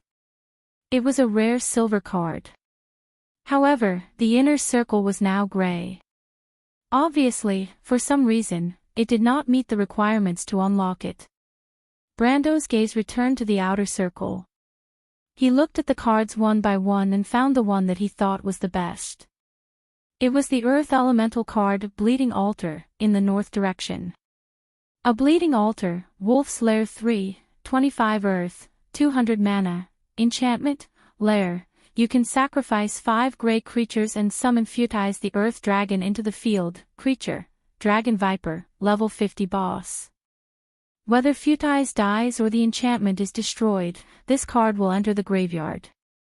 When Futile is in the field, 1 gray creature must be sacrificed every day to maintain it. Not far away, a low roar came from the cave. Another card also caught his attention, Gem Plane, Scenic Wonder 6, Special Land, Plane, tap, 2 light into your elemental pool.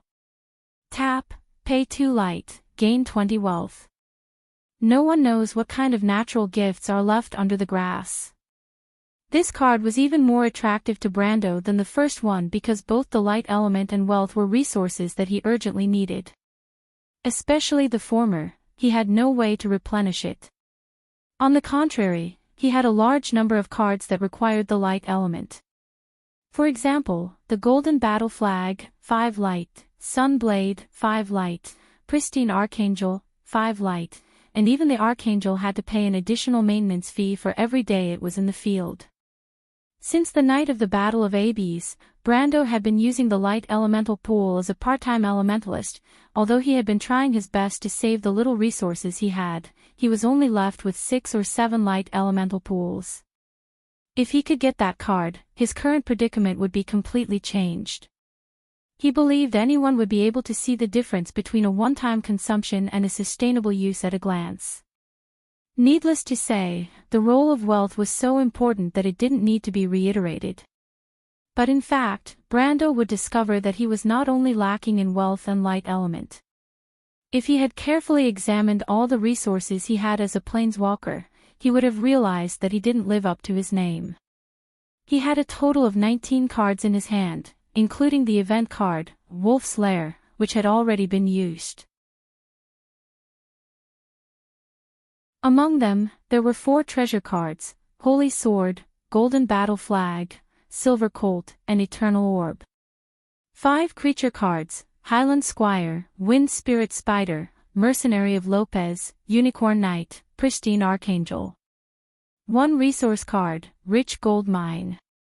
3 spell cards, Energy Drain, Sun Blade, Sprint Drive.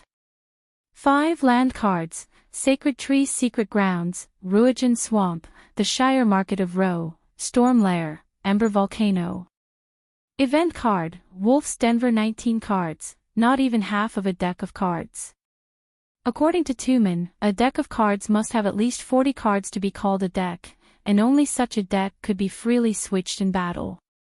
In other words, if this wasn't Brando's first deck of cards, he wouldn't even have the basic qualifications to have 40 cards. In other words, he was just like a sorcerer's apprentice. At most, he was an unofficial planeswalker's apprentice.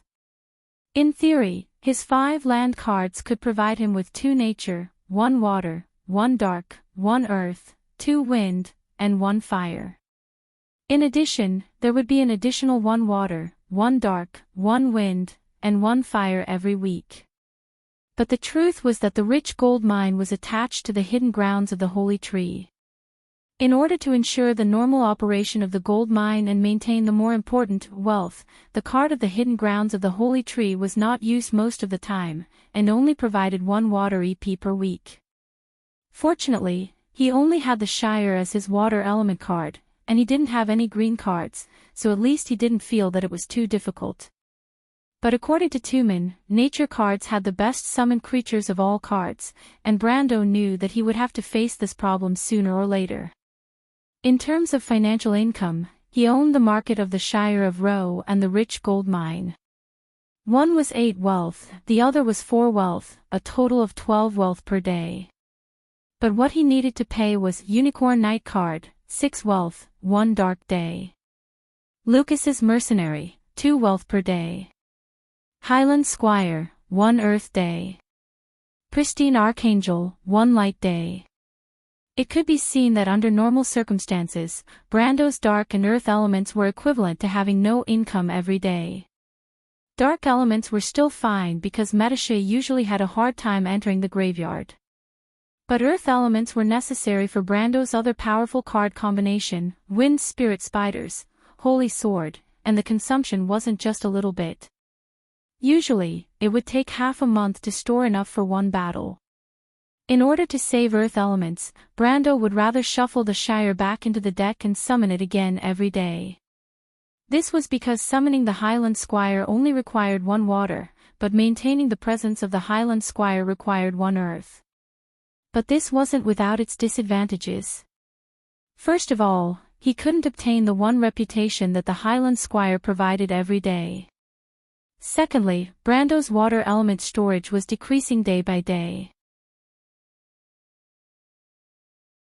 His original plan of living off his previous savings would soon lead to the crisis of the elemental pool. In Brendel's opinion, this kind of a robbing Peter to pay Paul situation did not make him a qualified planeswalker. And before this, he had never regarded this class as his biggest reliance.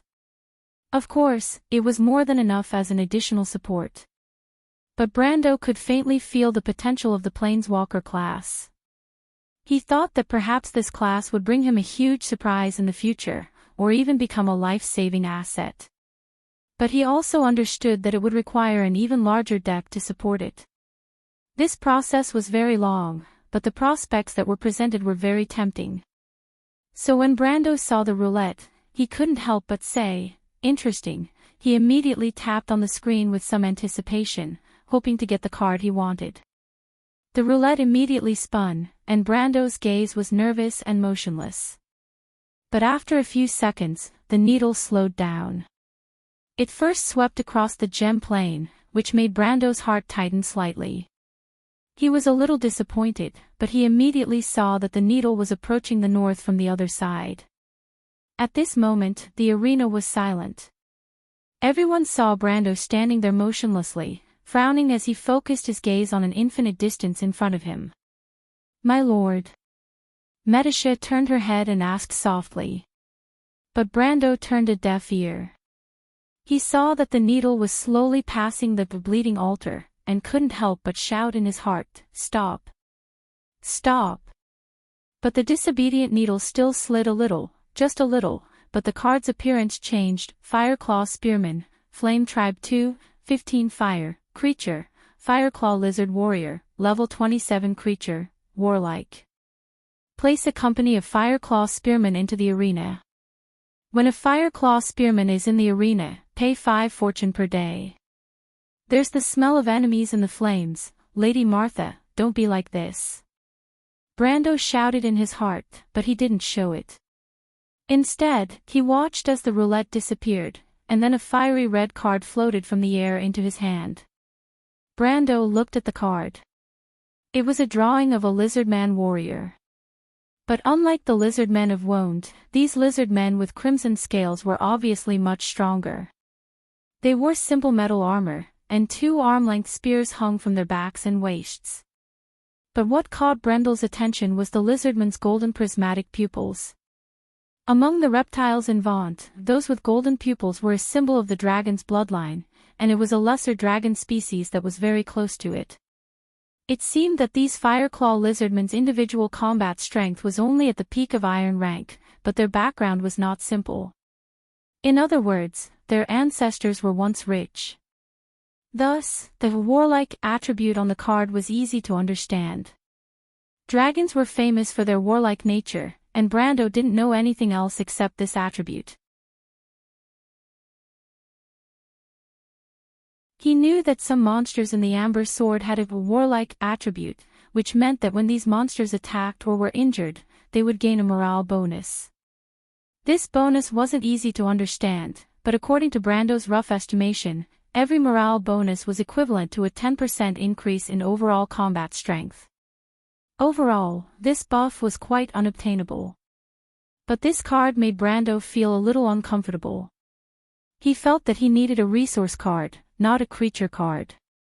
Not to mention that the summoning cost of the Fireclaw Spearman was as high as 15 fire, and the cost of maintaining it was close to the cost of the Unicorn Knight, but this card was inferior to the latter in every aspect. He flipped the card over and over again, and when he saw the sentence, "Put a company of Fireclaw Spearmen into play," he calmed down a little. According to Madara's calculations, a company of 30 people, and Erwin's company of 100 people. He didn't know how these Fireclaw lizard men were organized, but Brando felt that it shouldn't be too much of a scam. When the card was in his hand, it was not unsealed. With a slight thought, the card disappeared from his hand and entered his deck. This scene naturally fell into the eyes of Medisha and the other youths, but Coden, who was facing away from him, didn't see this subtle movement. "My lord." Medisha was also a summoned creature, but she didn't understand how Brando got a card out of nowhere. Brando regained his senses and quickly replied, "It's just a reward, let's continue the challenge." "Do you still want to continue the challenge?"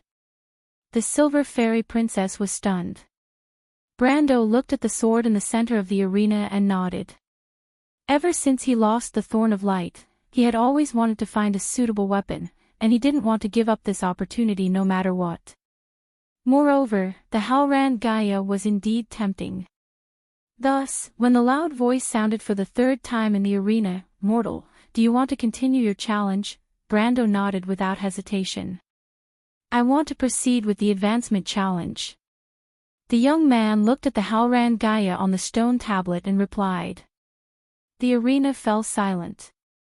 Then, under everyone's astonished gazes, a huge cage slowly rose from the other side of the sand. A huge monster was locked in the cage, and everyone promptly shut their mouths. It was a dragon. Author's note, please support me. 1. In The Promise, Mansion said to Qingqing, "Cecilia Chung, you will never get true love, and even if you do, you will lose it immediately." 2. Wu Huan, Nicholas Tse, said to Qingqing, "Cecilia Chung, you have ruined my chance to be a good person." 3. Qingqing, Cecilia Chung, said to the millions of soldiers, "Do you want to see me take off my clothes?" Now, hundreds of millions of people around the world have seen it. 4. Chen Kaiga said, "You don't understand the promise now, but you will in the future."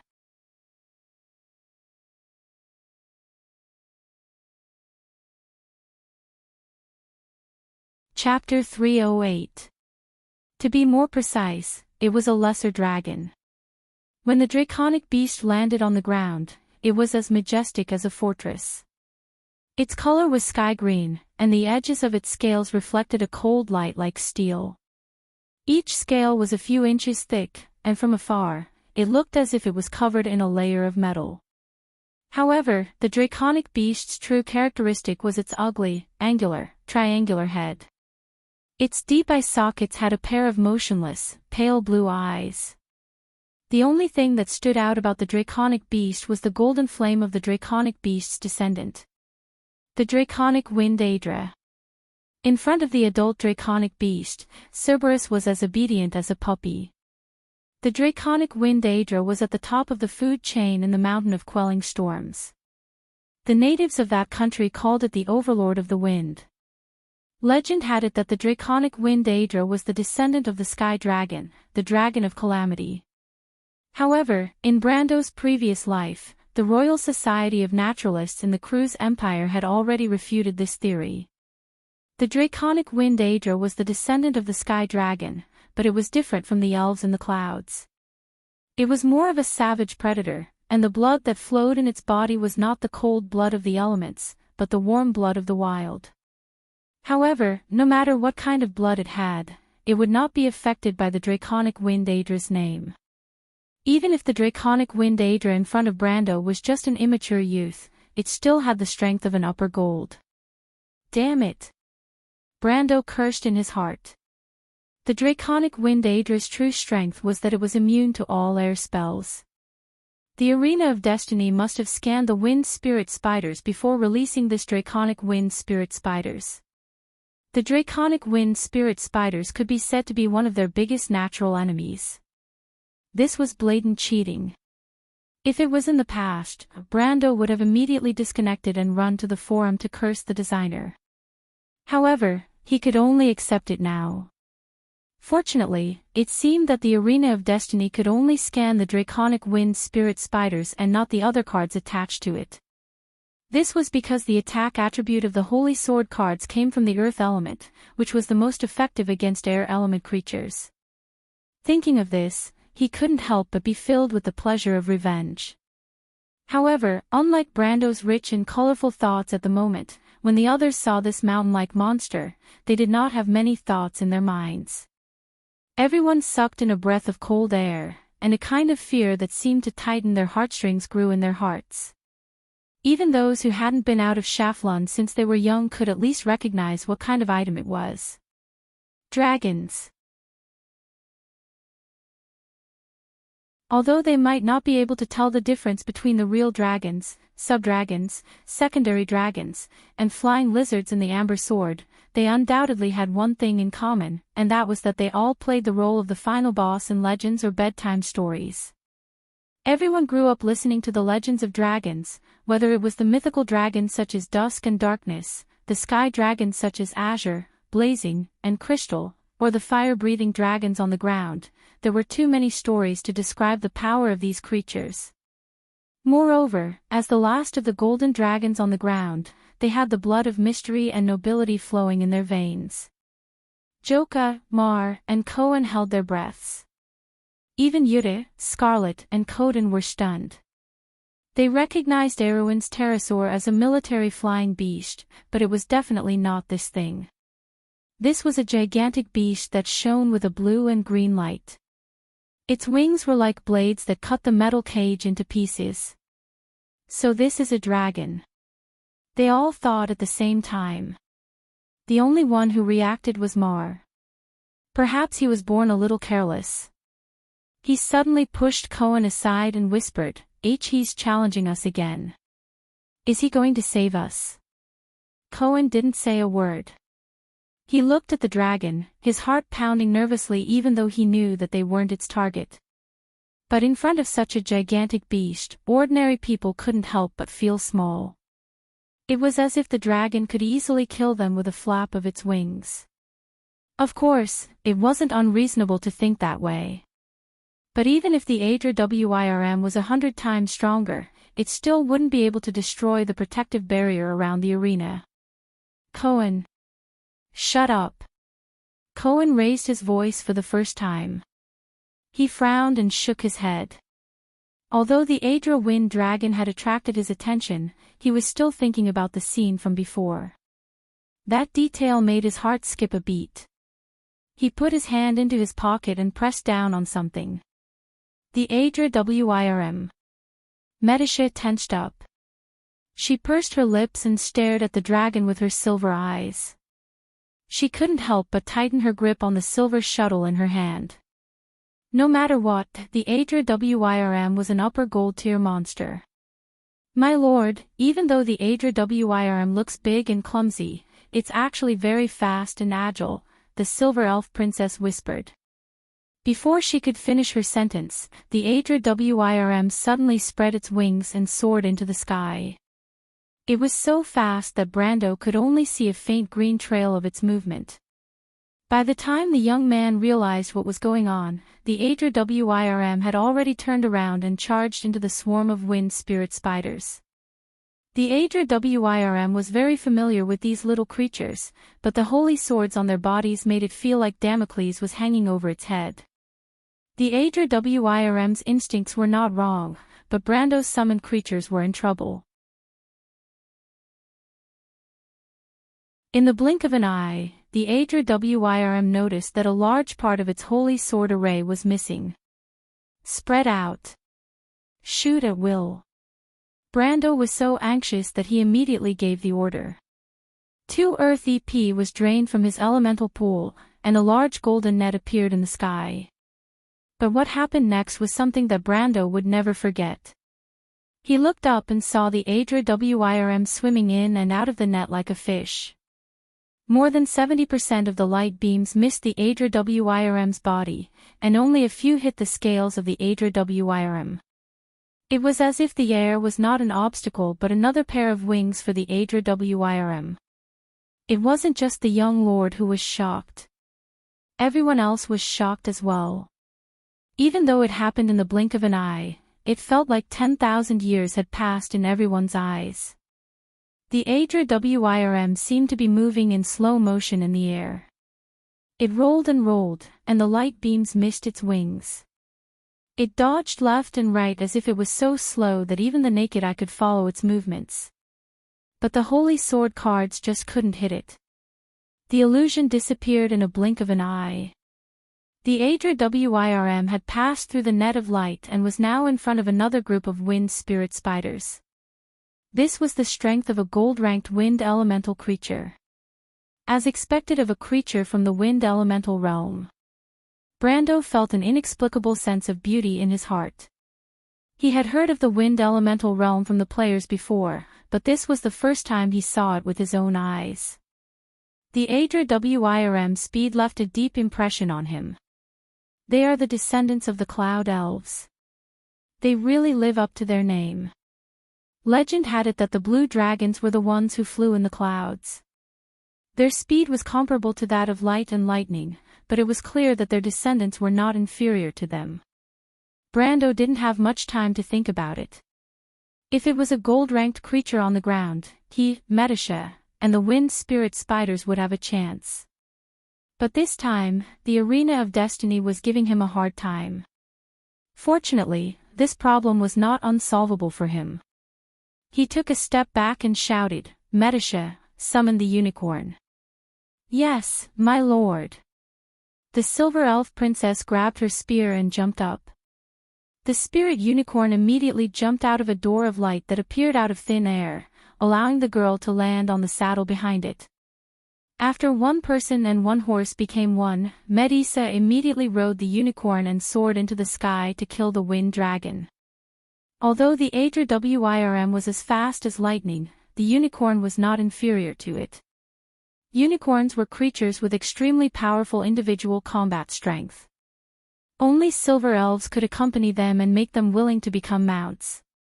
Unicorns were a level 11 organization of the silver elves, and their individual combat strength was close to the peak of gold. Among them, the elderly had even activated their elemental powers. In fact, if it wasn't for the fact that Metasha was the only one who could fight in the Unicorn Knight card, her unicorn would be far more powerful than her. Of course, Brando knew that the rules of this card were limited. The only thing that the unicorn she rode on was its speed. But that was enough. The Audiobook immediately sensed a threat approaching from behind. Although Metasha was only at the beginning of gold, if it exposed its back, it would suffer the same fate as Coden. It had no choice but to give up on the wind spirit spiders and turn around to face the silver elf princess. Both sides crossed each other in the sky. The Audiobook had suffered a great loss from Medusa's counterattack, but even so, the one who was injured was Medusa. The Audiobook used its claws to push away Metasha's spear and clawed back to force her away. The Audiobook then took the upper hand. The whole process was done in one go, and it was unscathed. Even though the Silver Elf Princess managed to dodge the fatal blow with the speed of her royal unicorn, the air currents around the Audiobook still managed to inflict multiple wounds on her body and armor. This air current was one of the characteristics of high-grade wind elementals. The craftsman of Galbu even created a spell called Air Shield. However, compared to the original version, this spell only retained the defensive side. As for the offensive side, the girl on the unicorn touched her cheek, her palm was covered in pale silver blood. She looked up, and a hint of caution flashed in her eyes. If you want to know what will happen next, please go to www.chidien.com and read more chapters. Support the author, support the original reading.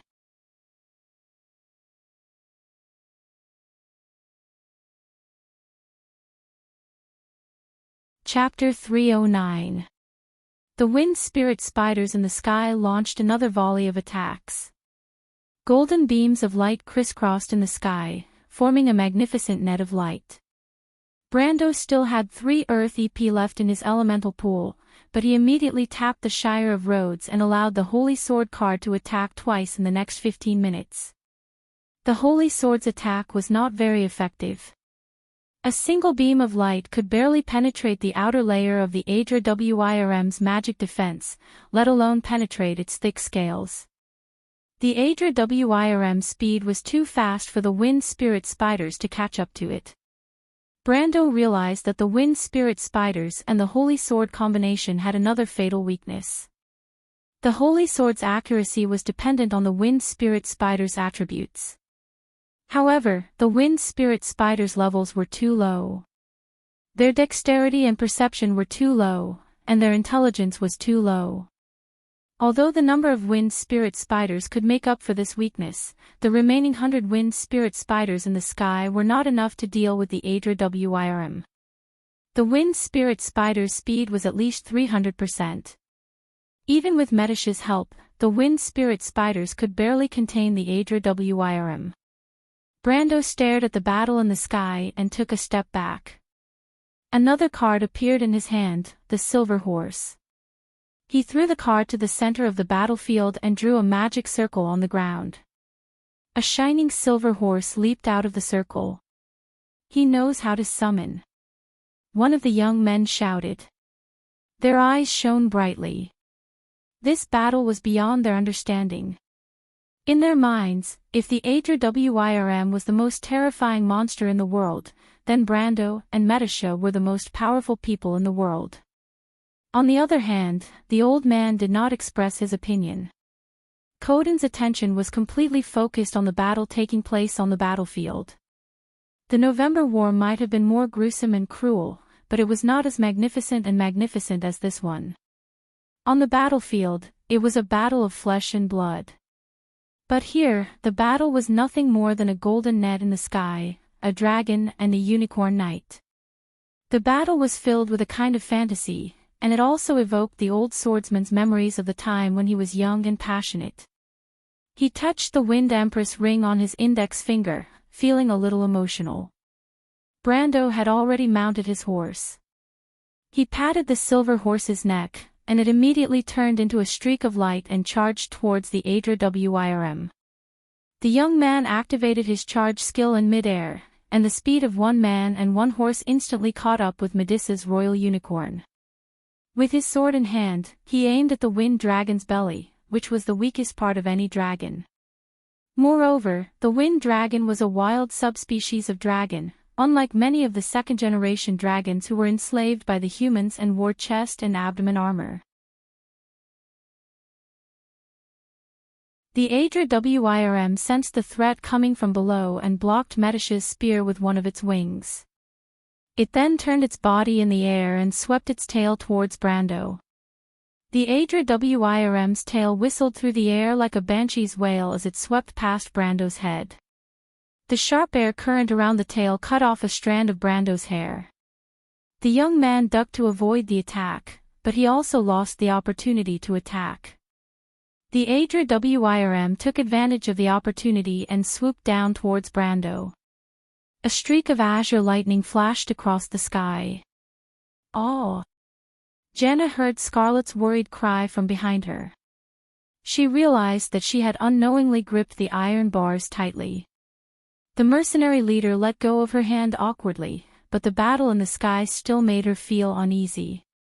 She looked up anxiously. The Aedra Wirm's strength was beyond her imagination.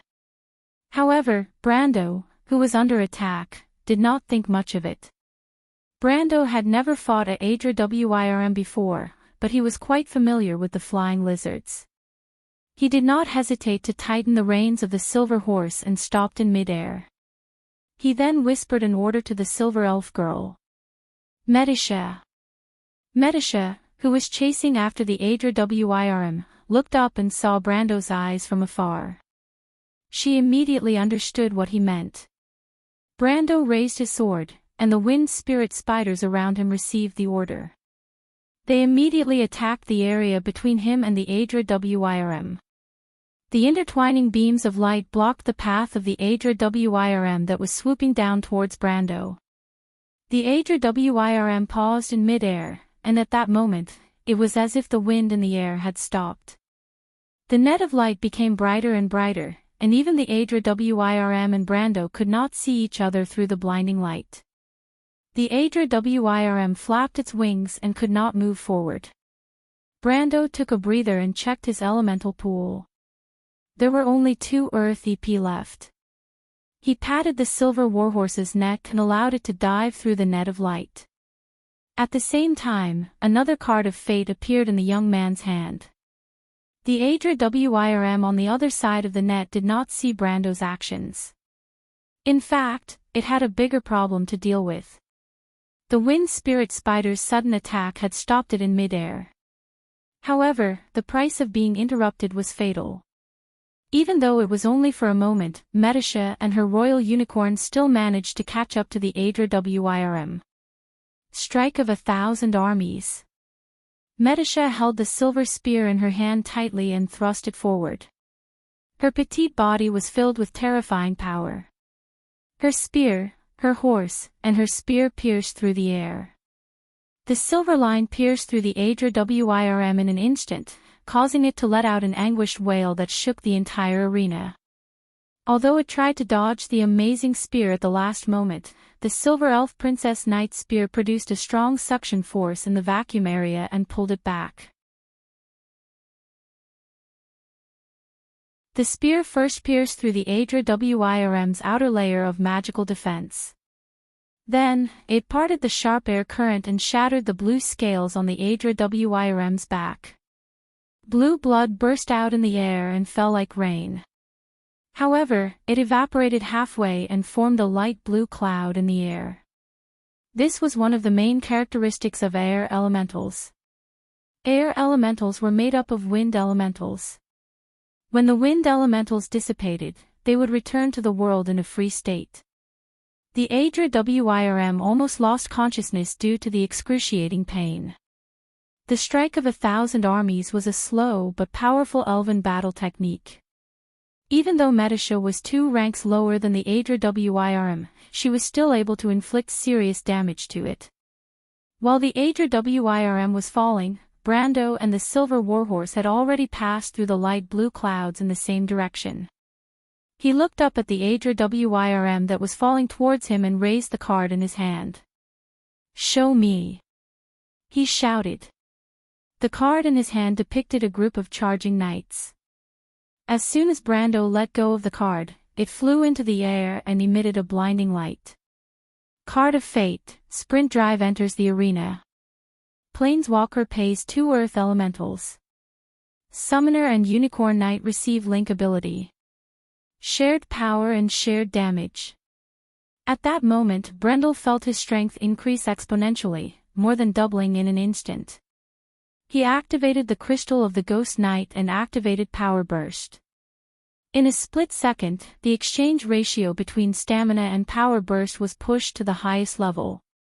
It seemed like a simple slash, but the White Raven Sword style's wind blade instantly shot out.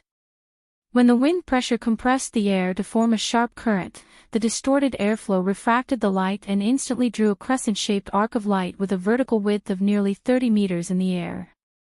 The arc of light moved forward and expanded further, covering half of the sky under a 100-meter-long crack. Time seemed to have stopped for a moment as the sword's splendor that flickered with a faint silver light stretched across the sky. In the eyes of everyone who looked up at this scene, it was like a sword that tore through space. Mid-level gold. At that moment, the old man froze like a stone statue. He did not know what kind of sorcery Brendel had used, but the young man's strength had skyrocketed in such a short period of time. The scene of him breaking through to the gold-ranked realm was real. Even in the entire world of Woned, it was rare to see such a sudden breakthrough. At that moment, Coden could not help but associate Brando with the rare golden bloodline. He could not help but wonder if the stubborn Tobu's ancestor came from a family with a long history. With a loud bang, the Aedra Wind Dragon landed in the middle of the arena, stirring up a cloud of dust. Everyone felt the floor shake. But no one said anything. Everyone, including Scarlet and Yuri, were stunned. Not only was the intensity of the battle far beyond their imagination, but the speed of the battle was also far beyond their imagination. From the moment the Aedra Wind Dragon was sent flying to the moment it was killed by Brando and Medisha, only half a minute had passed. After a long while, the young miners finally heaved a sigh of relief. After the battle, the arena was filled with a strange silence. On one hand, they were subconsciously recalling the battle, but on the other hand, they were hoping that Brando would help them. Unfortunately, they were disappointed. Brendel did not even look at the screen as he continued to draw the lottery. This time, the young man got what he wished for. When the green text disappeared from his retina, a gray card fell into his hand. Gem-plain Brando clenched his fist, his heart filled with satisfaction. He looked down at the arena and said, "Prepare for the last battle, Medisha." "Yes, my lord." The silver elf girl leaned over and lowered her head. The next match will be the arena battle, Brendel thought to himself as he knew the rules of the Arena of Destiny.